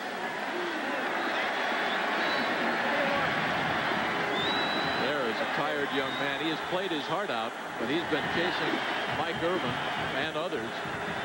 All those speed burners coming right at Norman Floyd all night. Well, important to point out that Miami only has 20 points, and for most of the early part of the game, Norman Floyd was left out there all by himself. Tough place to be. South Carolina would like to regroup. They've used up another timeout. They've got 1 left, and they've got 73 seconds to go. Jimmy Johnson looking for his 2nd consecutive unbeaten season, and yet another date with the Sooners of Oklahoma in the Orange Bowl. In 73 seconds, that sign might be right. Bratton again. 109, 108, 107. South Carolina with 1 timeout left. And they'll take it right now with 58 seconds left to go. All right, now what happened on that inadvertent whistle when it was an apparent fumble by Green and an apparent Miami recovery? Well, it was a fumble, and that was not evidently what was in dispute. The inadvertent whistle occurred during the loose ball. And the rule says that when there's an inadvertent whistle during live play, you replay the down no matter what the result of the play might have been.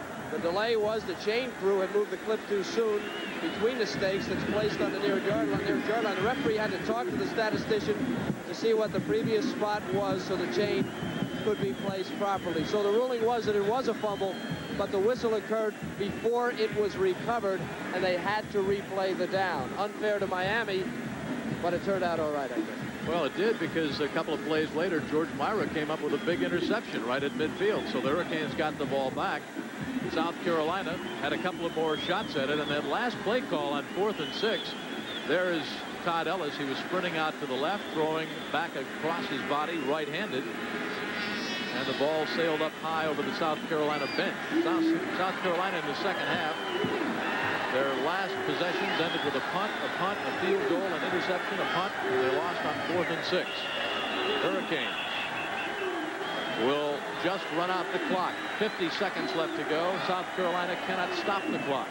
So our Hartford Insurance player of the game, Steve Walsh, 22 of 40, 310 yards, a new personal best, 2 touchdown tosses. That gives him 19 on the season, 4th best ever in Miami Hurricane history. Vinny Testaverde is number 1 with 26.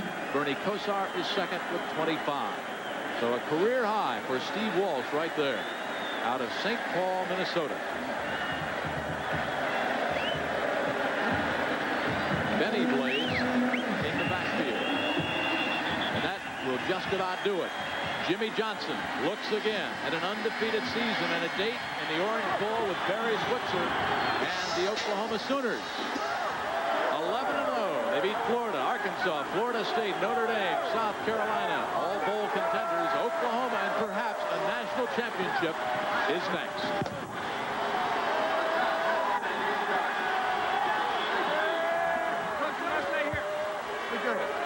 And across the way, the congratulations continue. The handshake. Kevin, a great game, great season. Pardon? Yeah, Jimmy, same here. I think we saw the best of both teams, both South Carolina and Miami. You saw Miami's ability, that 9 lives type of thing, to make it happen. They shut down the running game. They were able to throw it. Walsh got player of the game. South Carolina played their game. Maybe their ineffectiveness against the great Miami defense cost them the game towards the end. But a tremendous ball game and a great one to do. So for South Carolina, they come up 4 points shy. They'll go to the Gator Bowl and take on Mike Archer's LSU Tigers. The Orange Bowl is next, and the Sooners for Jimmy Johnson. For Kevin Kiley, I'm Jim Kelly. Good night, everybody.